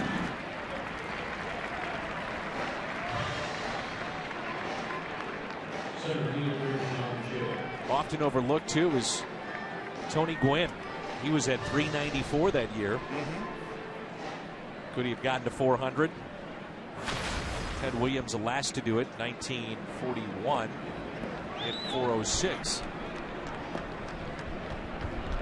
Going what, 6 for 8 in the last 2 games of the season. They told him he could sit out in the second game. He said, nope, I'm not doing it.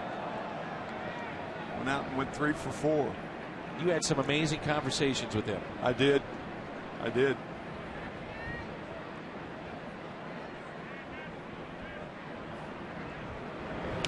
More about fishing or hitting?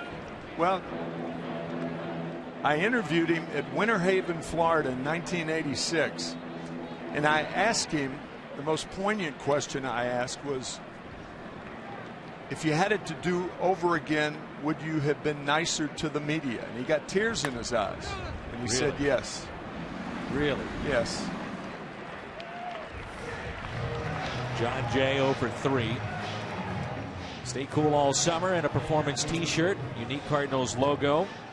See it there with Jason Hayward. 25,000 fans, 16 and older, entering with a ticket. Sunday, May 3rd, take home the t-shirt. Ted Williams was particularly venomous toward Sports Illustrated. He didn't like Sports Illustrated because he didn't like the writers for SI, and he didn't like what they wrote about him. That's pretty simple. Yeah. You wrote this. I don't like you. I don't like right. the magazine you're with. Here's Tony Cruz.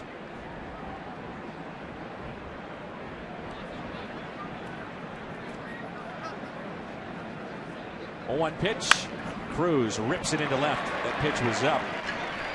His first base hit this year, and he's 1 for 3 today. Plaza Tire Fox Tracks. Was it up? Was it over the middle? Definitely over the middle. Talking about Ted Williams, his last home run went in 1960, I believe, right? And when John Updike was writing the story about his last home run, and he said he circled the bases like a feather in a vortex. How can you be that good a writer? Sums it up. Like a feather in a vortex.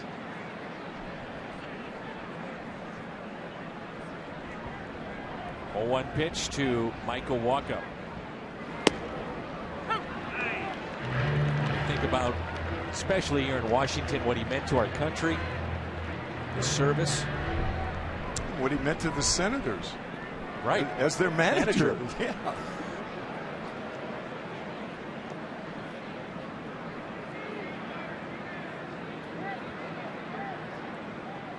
Oh, 2 pitch to Michael Walker. This is low and away. Scherzer only at 81 pitches. He is due up second in the lineup for the Nationals.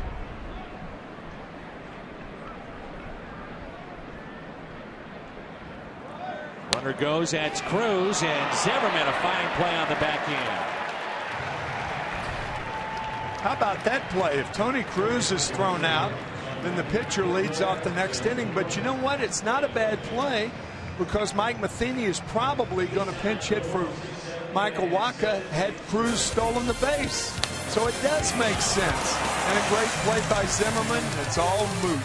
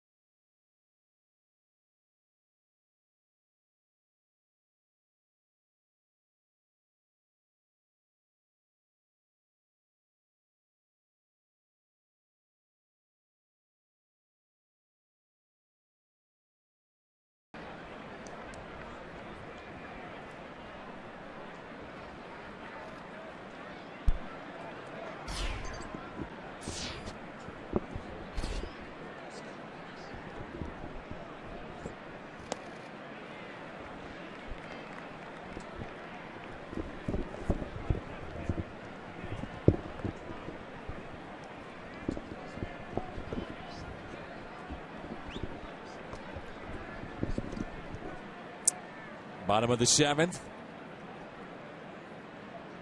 A 2-1 St. Louis lead, and there's a high strike to Espinosa.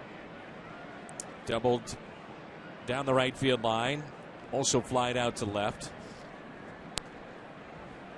Max Scherzer on deck, and then we'll see Denard Span.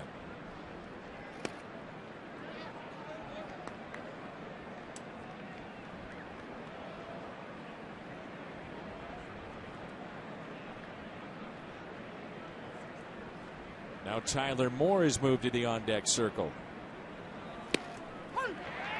Strikeout for Michael Wacha, and that's number 6 today.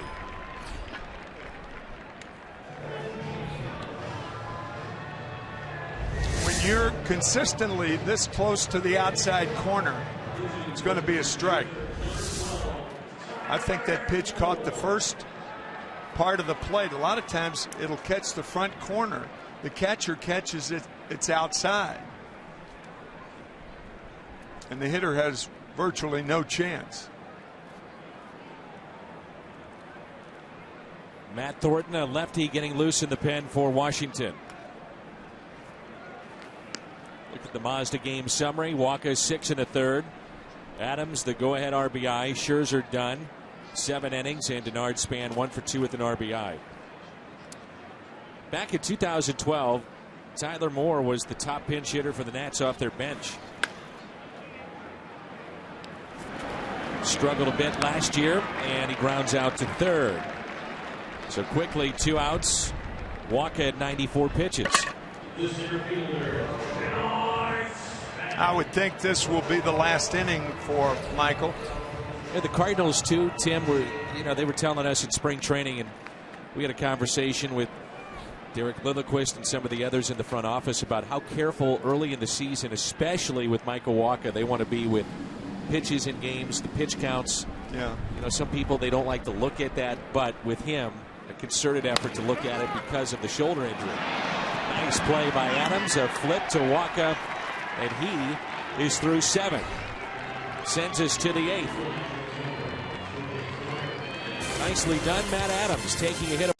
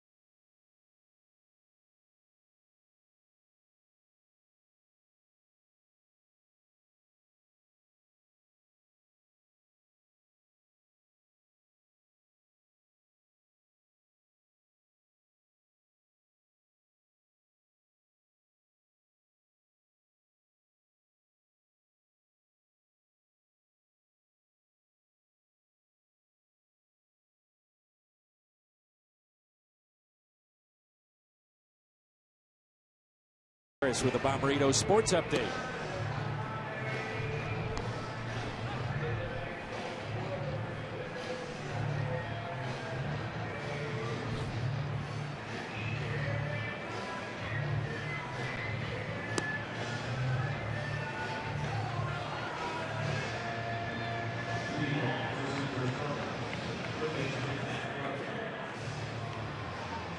Bartolo Colon.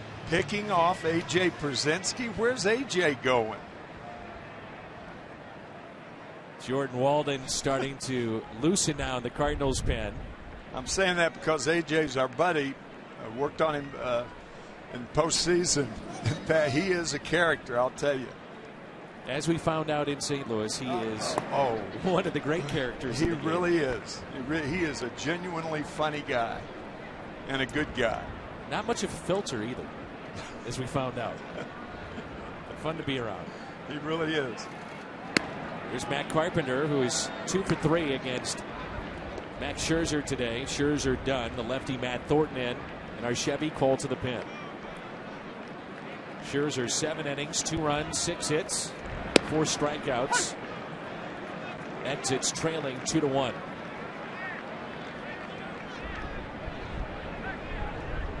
Last year, A.J. Pierzynski was kicked out of the game for telling the umpire, who after a foul ball was going to give him a new ball, of course, because the ball's out of play. And A.J. said, "Give me one you can see." he was run for that. And Joe Garagiola Jr. didn't want to fine him because he said the line was too good. Did you see that he got ejected in a spring training game this year? I did, yes. It was Joe West behind the plate. Oh. There was no confrontation, none whatsoever. Joe West just walked over to Freddie Gonzalez and said, "You need a new catcher." And A.J. just walked off, and they didn't even talk about it. That was it. Typical A.J. Pierzynski. Oh, man. Freddie, you need a new catcher. That was it. That's how he was ejected. The 2-2 to Carpenter.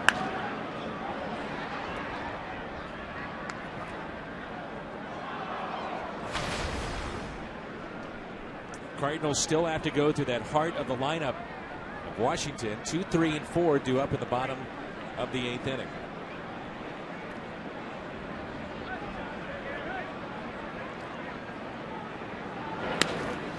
Reaching for it into center, and the catch is made by Denard Span. Matt Carpenter never seems to be an easy out, does he? Ever.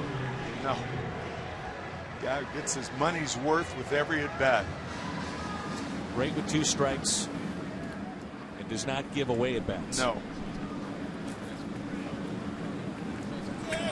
There's Jason Hayward, and he started the rally back in the 6th for the Cardinals. Looked to be an uneventful inning at that time for Max Scherzer. It was a base hit to center by Hayward. Holiday hit by a pitch, and Adams a base hit into left. And right now that's the difference in this game. 2-1 St. Louis.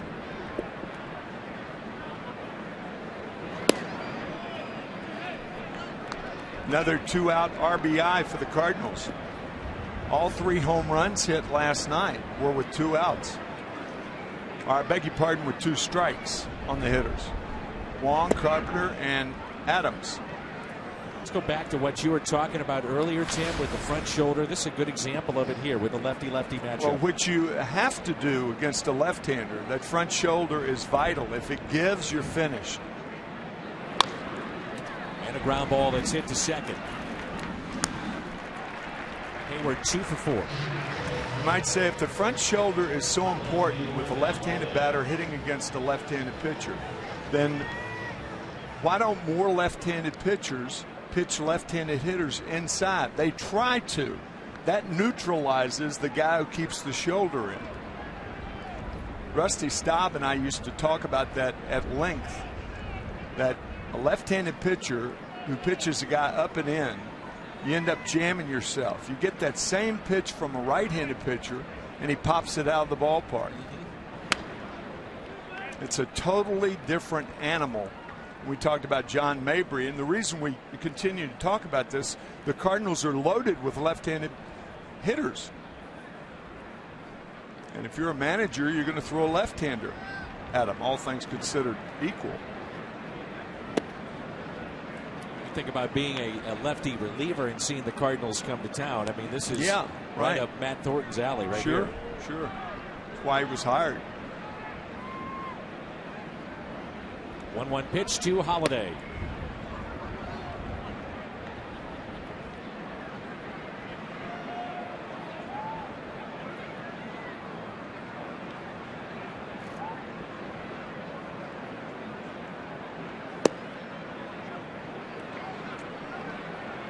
Usually you see the other pitchers go over to the starter if they're out and give the handshakes, the pats on the back, the starter smiling if it's been a good day.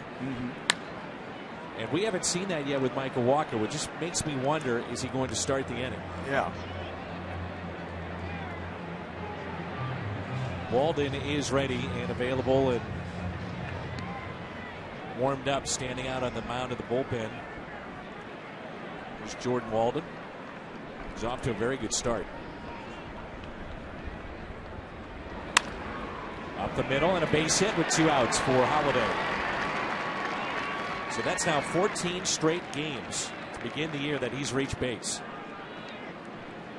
It's St. Louis's 2 favorite destinations for one great price. The Cardinals and Six Flags double play combo. That includes a ticket to a Cardinals game and a one-day pass to Six Flags St. Louis. Get yours now at cardinals.com/Six Flags. Mark Reynolds will pinch hit. And it looks like Matt Williams will go to his pen. Aaron Barrett has been throwing. Hard-throwing right-hander.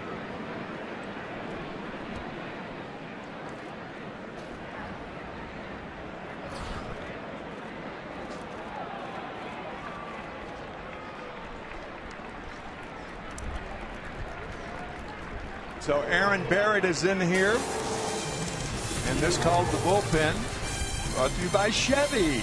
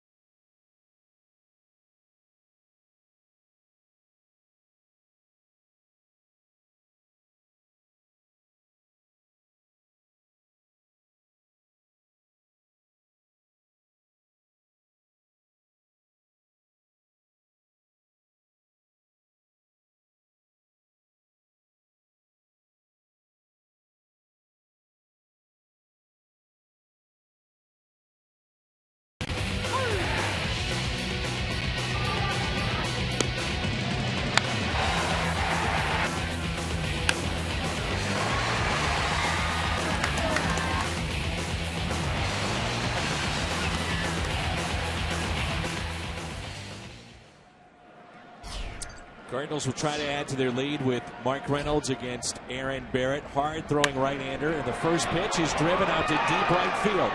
Harper is on the move, and this ball is off the wall. Holiday to third. Holiday to the plate. Relay on its way. Throw is high, and a big insurance run thanks to Mark Reynolds, and that's in center field. Reynolds being waved in. He will score. Cardinals add 2 more.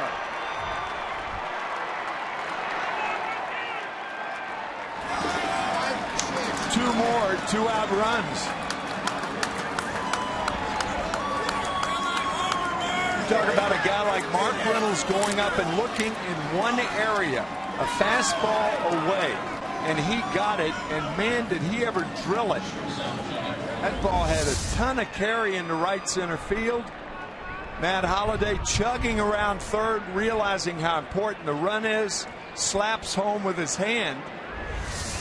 And then the overthrow of second base. So an error on the play, and Mark Reynolds scores 2. So a double, RBI, and an error on the pitcher. The throw to second. There's a breaking ball taken high. So here comes Reynolds. You described it properly with Matt Holliday, the same for Mark Reynolds, chugging. Some big dudes rolling out there. I'm telling you.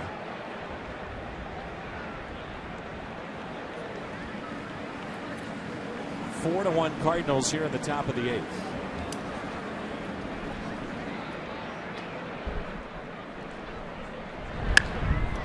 And Peralta hits it down the left field line, and that's fair. Ground rule double for Johnny Peralta.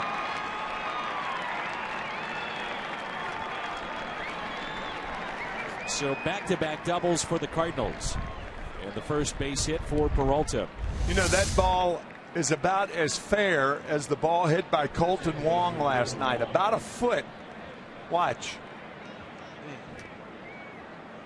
Wong's was not a ground rule double, but it was a big double in the game that gave the Cardinals the lead.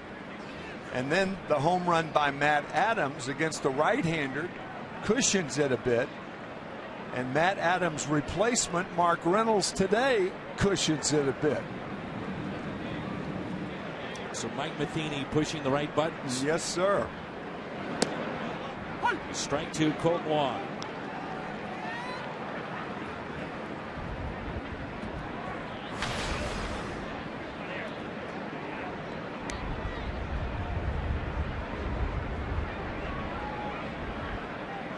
Cardinals about hit the Nationals 9-5, and they lead it 4-1.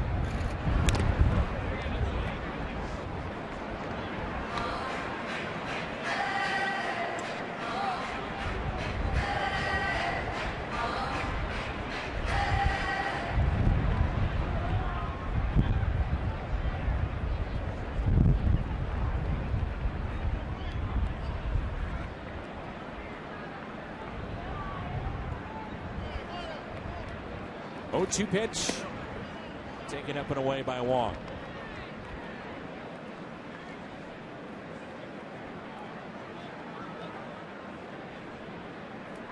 Colton today is lined out, flied out, grounded out. 0 for 3.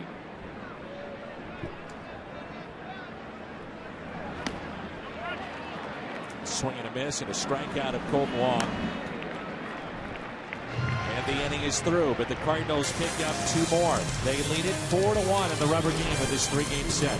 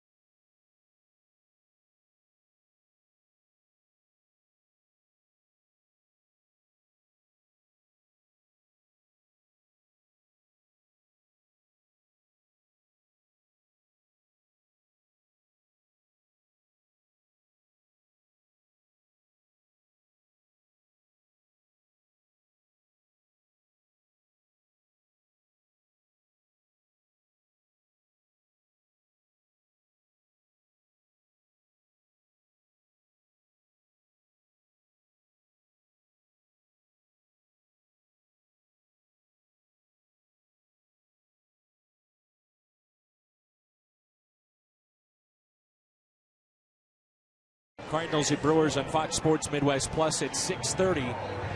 And the best way to find out in your area to get those channels, just head to foxsportsmidwest.com for the channel listings. Michael Wacha is through. He He has a chance to be the winner today against Max Scherzer, who's on the hook right now. The Hyundai pitch arsenal for Jordan Walden. This is last year. Fastball, slider, changeup. By the way, his fastball last year averaged 94.9 miles per hour, which ranked in the top 4 of pitchers throwing at least 40 innings last year. Just to give you a little idea how hard he throws. Yeah. Michael Wacha, 7 innings, 5 hits, 1 run. It was earned. Struck out 6 on 95 pitches. Ian Desmond at the plate. If Michael Wacha goes on to win this game, it's what he did after the only run of the game scored by the Nationals. Runners on at first and third. Scherzer made that good base running play going to third, and he was stranded there. And if Wacha wins, that'll be the reason. And it was Desmond at the plate after that key base hit. Right. You know, you had 2, 3, and 4 coming up. Sure.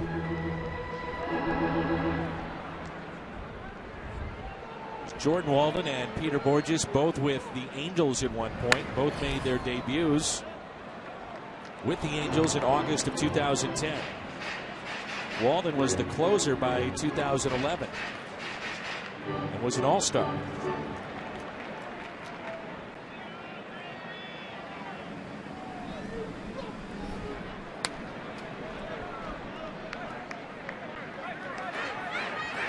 All-star season, 32 saves, which is an Angels rookie record for saves, formerly held by Ken Tatum, 1969. He had 22. Ken Tatum, unfortunately, hit Paul Blair in the head in the minor leagues and was never the same pitcher after that. Ken was at the Cardinal spring training in 1973.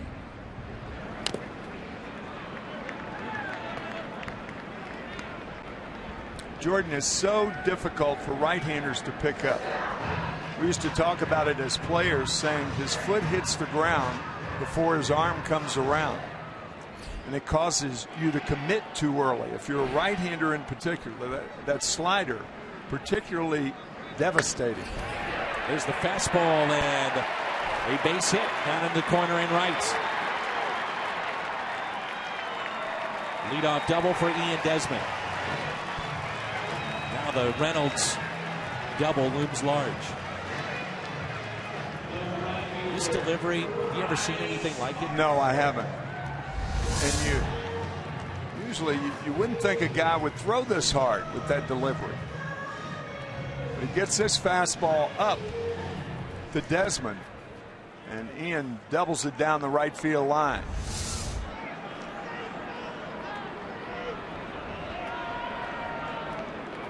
Now Bryce Harper. 2 former All-Stars squaring off here.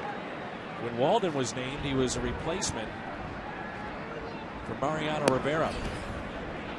Rivera missed the All-Star game in 11, and a triceps injury at that time.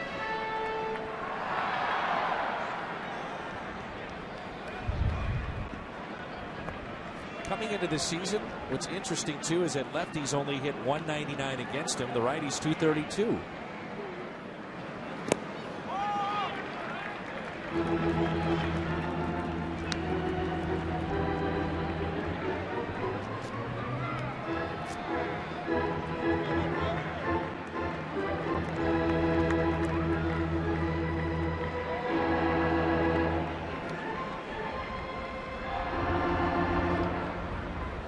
hear all the good things about Jordan Walden. You wonder why the Angels give up on him. Mike Scioscia said he was the pitcher at one point of their young prospects that had the biggest upside. Well, he's put in that closer's role and then struggled. And where's that pitch? At one point, the Angels went with Ernesto Frieri. You may remember that name. Sure. He struggled, and then they reached out to Jason Isringhausen. And that's how desperate at one point they got.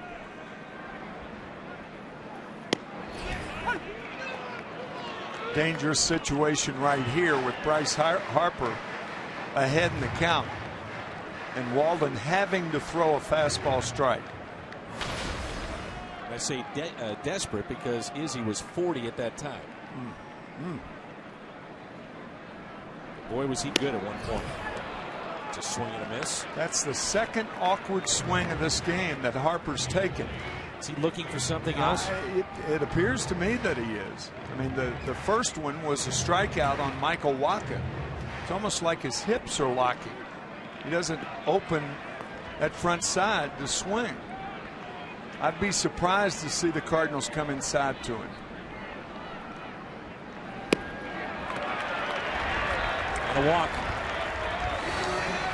All of a sudden you look up and the tying run comes to the plate.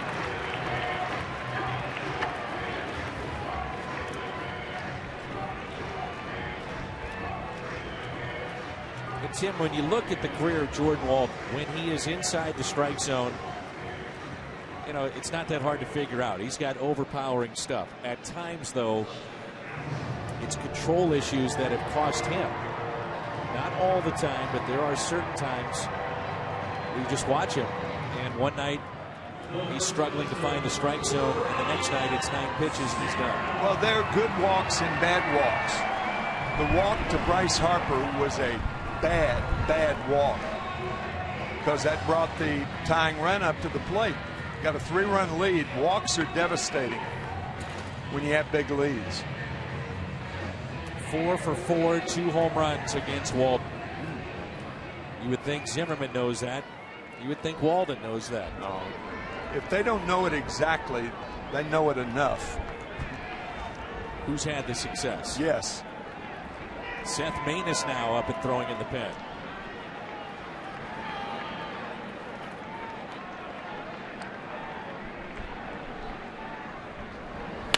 Ground ball, this could be 2. Out at second, the turn by Wong quickly to Reynolds. 6-4-3 on the double play.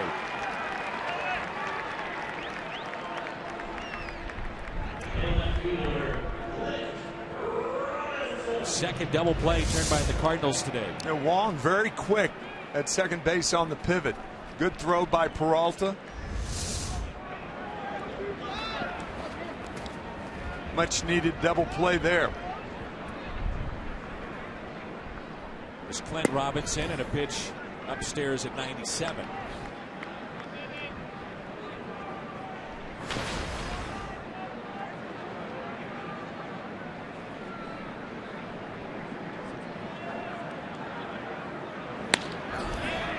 Center field, Jay coming on. He's got it. And Walden, a scoreless 8th inning. 4-1 St. Louis.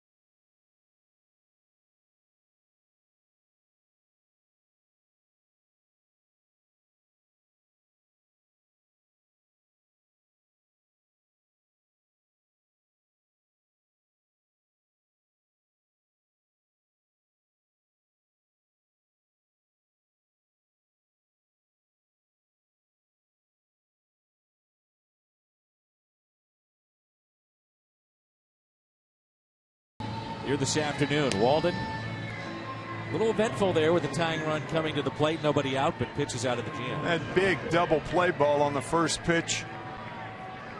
Ryan Zimmerman. And Jordan got what he wanted. A little tougher than he wanted it, but he got what he wanted. Chevy Cole to the pen, takes his 2. Tanner Roark was in the rotation last year. And he was good. Talked about it the other night. He's kind of the 6th starter for the Nationals. 15 and 10 and 2.85 earned run average last year. You just wonder if Matt Williams is kind of feeling his way with Roark through the first month or two, trying to figure out how is he best used. 3-0. Or a very, very valuable piece to trade. If that is Mike Rizzo, the general manager of the Nationals, desire. Max Scherzer, 7-year, $200 million deal. So Roark pushed out of the rotation. You could see, Dan, that this team has a problem in the bullpen. They really do. They have for a team that was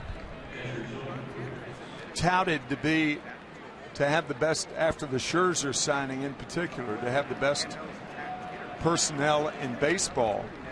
They've got major bullpen problems, and teams with major bullpen problems don't do well in the postseason.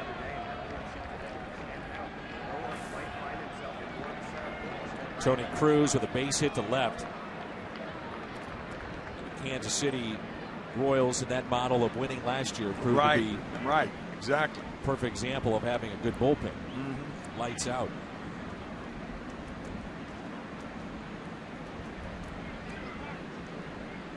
Trevor Rosenthal getting loose in the pen. Dean Anup is moved to the on-deck circle.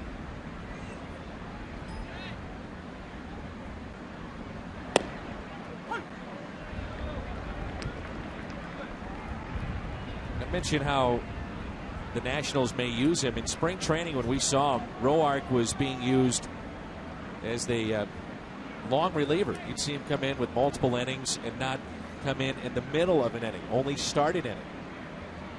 Which is understandable because he was such a successful starter last year. But now you don't want to waste a guy that is so good. As a long man, you're talking about a guy usually that, if he's a typical long man being used in blowouts one way or another, that's kind of a waste, isn't it? Of Tanner I mean, Roark? the more you talk, the more I think if you're Tanner, you've got to think, I'd like to be traded. He may have already asked Mike Rizzo. Who knows? There's Mike. 0-1 pitch to Tony Cruz.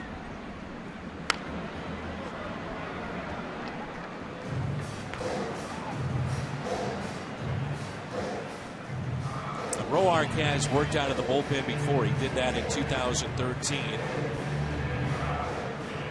But only 22 2/3 innings.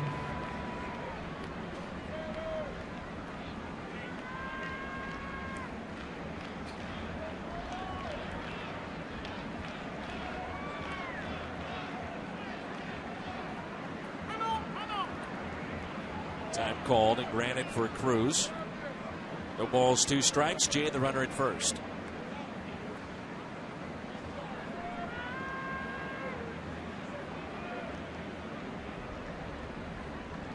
Tanner Roark pitched at the University of Illinois.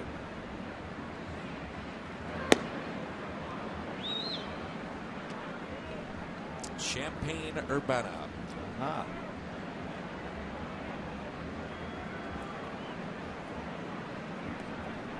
Mitch Harris, the story that would be to get him into the game. The Naval Academy.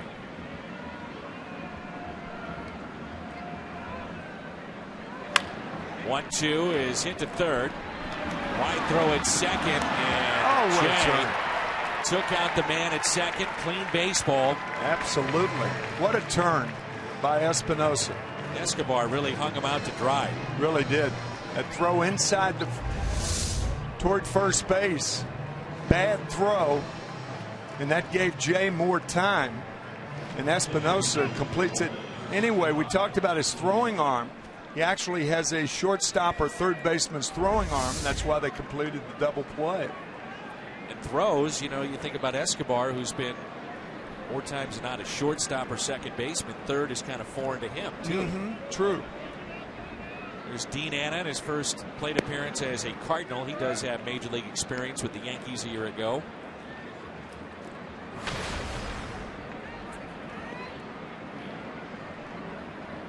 Randall Grichuk on the DL. A weightlifting injury to his back. So the Cardinals went with the hot hand, and that's Dean Anna. He was hitting above 400 down at AAA, and they wanted to have a left-handed bat coming off the bench.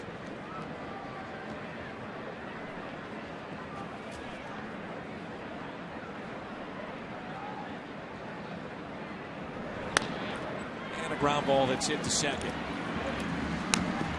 Sends us to the bottom of the ninth. Trevor Rosenthal coming on when we come back.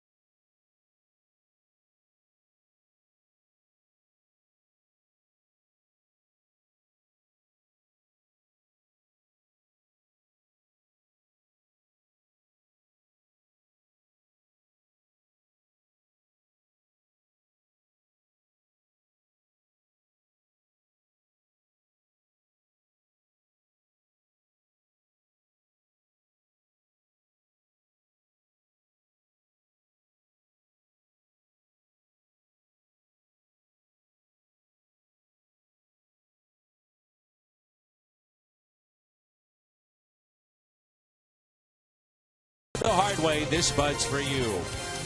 And by Ford, the official cars and trucks of the St. Louis Cardinals. 10th year baseball back in Washington, D.C.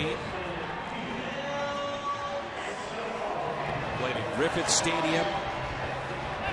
The Senators then moved to Minnesota after the 1960 season. There are the numbers in our Chevy call to the pen for Trevor Rosenthal. The expansion Senators. Eventually they wind up as the Texas Rangers.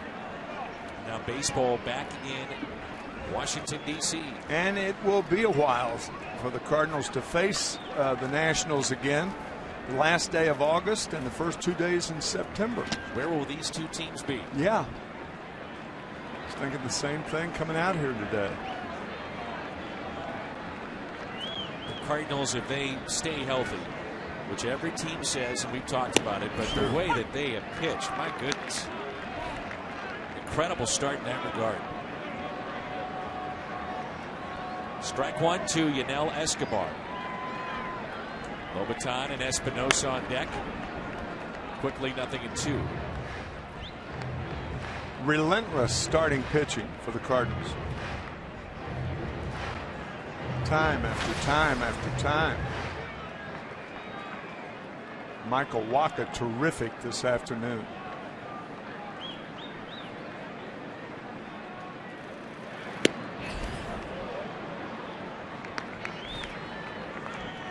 pencil in on the left. John Lackey blocked there, but he's on the right. Just think about what Michael Wacha has done so far. There's a ground ball hit to short, but twice gone up against Johnny Cueto in one. And today, Max Scherzer, 2 outs away from winning. This copyrighted telecast is presented by the authority of the Cardinals and may not be reproduced or retransmitted in any form, and the accounts and descriptions of this game may not be disseminated without the express written consent of the St. Louis Cardinals. And partner, we started the telecast in the open, and you said, well, you know, league-wide, you look at this matchup, everybody talks about Max Scherzer and, oh, the other guy. Right, right. Well, the other guy pitched awesome today. The other guy stands to win this game if Rosenthal can get 2 more outs. The other guy was pretty good today. He sure was. That hit by Denard Span off Wacha, the first hit this year with runners on base that he's given up. That's unbelievable in the 3rd start. Just going back to it to kind of further the point what you're talking about, how the numbers showed in terms of what he's done with runners on. But you know, he had 2, 3, and 4 coming up with runners at first and third, nobody out. And, tie ball game. Right. And an error behind him, real careless error. Right. You know, with the Adams play at first. Right. Kept his composure. Pretty special. He really is. 2-2 the count on Jose Lobaton. Struck out 3 times. I'll make it 4. That's a tough day at the park. Budweiser player of the game, the other guy. The other guy, other being the middle name. Michael Wacha, the player of the game, presented by Budweiser. Good outing. Jordan Walton is scoreless 8th, and now Rosenthal the first 2 here in the 9th. And it's Danny Espinosa for Washington.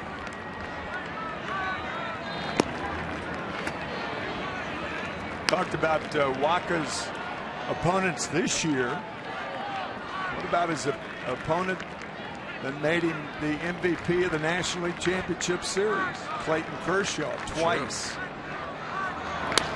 There's a ground ball hit to short. This should do it. Peralta. The Cardinals take 2 of 3 here in Washington.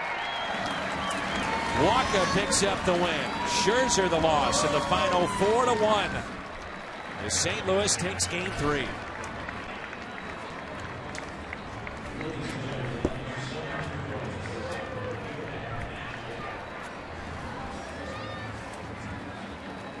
So the Cardinals pick up the victory. They take 2 of 3. And Michael Wacha, a big afternoon for St. Louis. Cardinals are now 10-4. Wacha 3-0. Post-game show comes your way next.